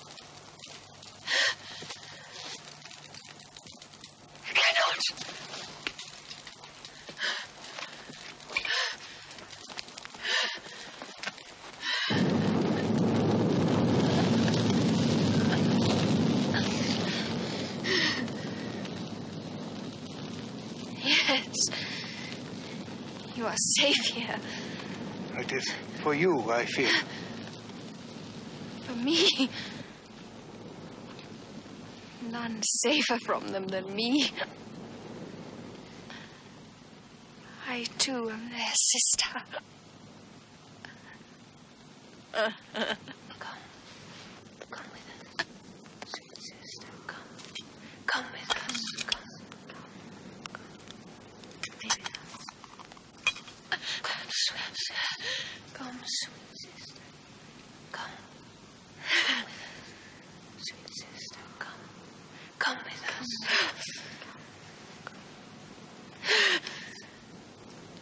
Come, sweet sister. Come. Come. Come with us.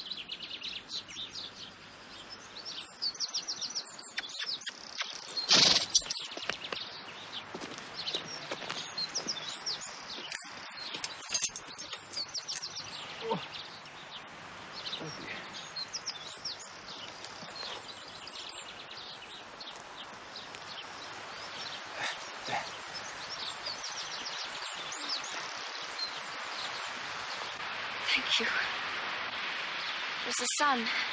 Yes. Thanks be to God. Now you can safely sleep, Madam Mina, until the sun sinks again. Where are you going now, Professor? I have work to do at the castle.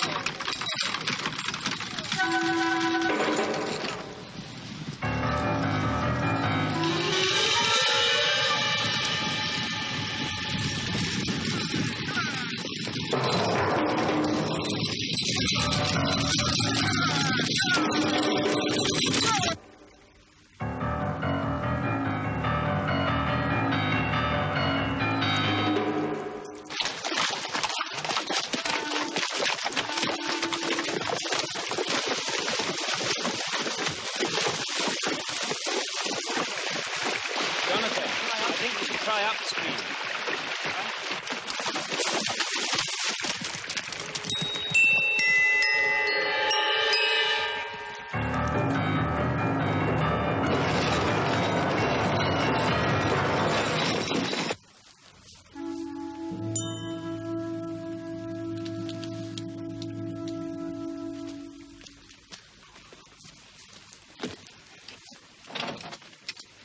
The hour has come, Madam Mina.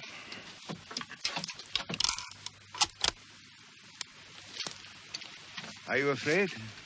No, of course not. I'm in your hands. We are both of us in God's hands.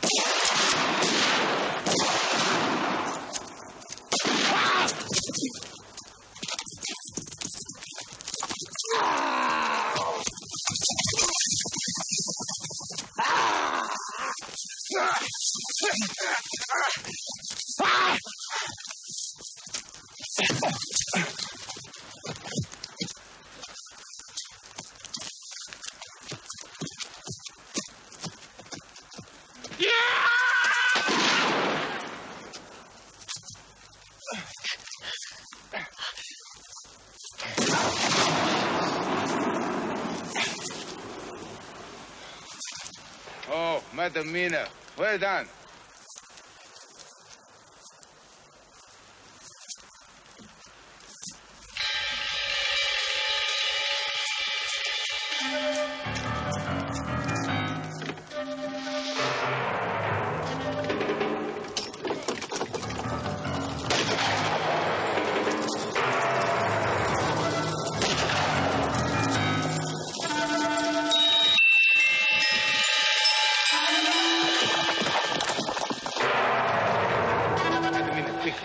Quickly, come.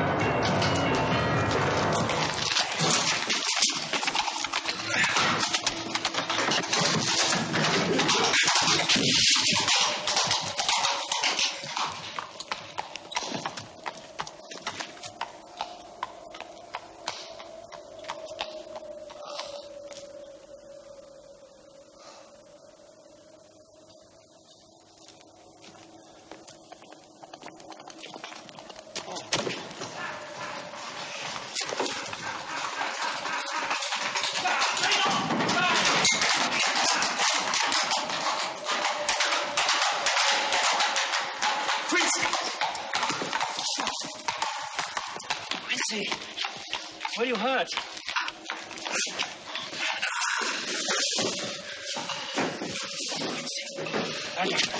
Lie down. Come on.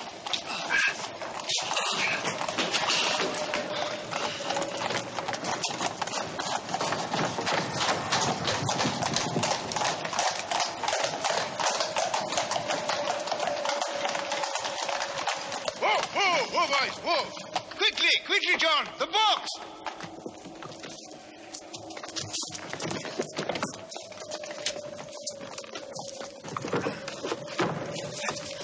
Quickly, the sun has but one more flicker and it will be gone.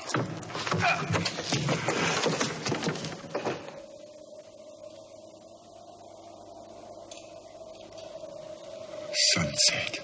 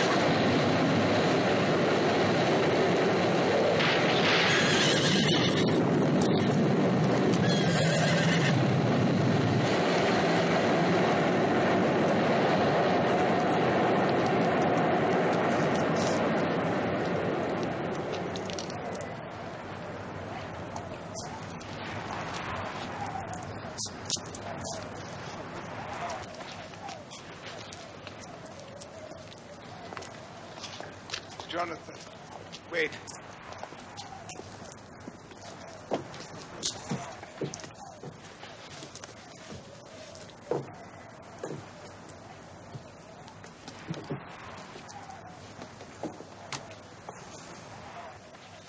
Dust to dust, ashes to ashes.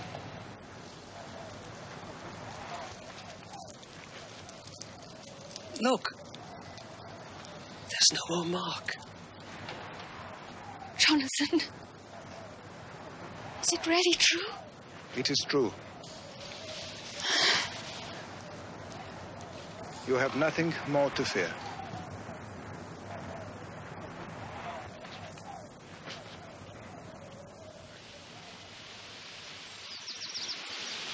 Thank you, God, for protecting us and for all your mercies and for choosing us to be your instruments for good. Amen. Amen.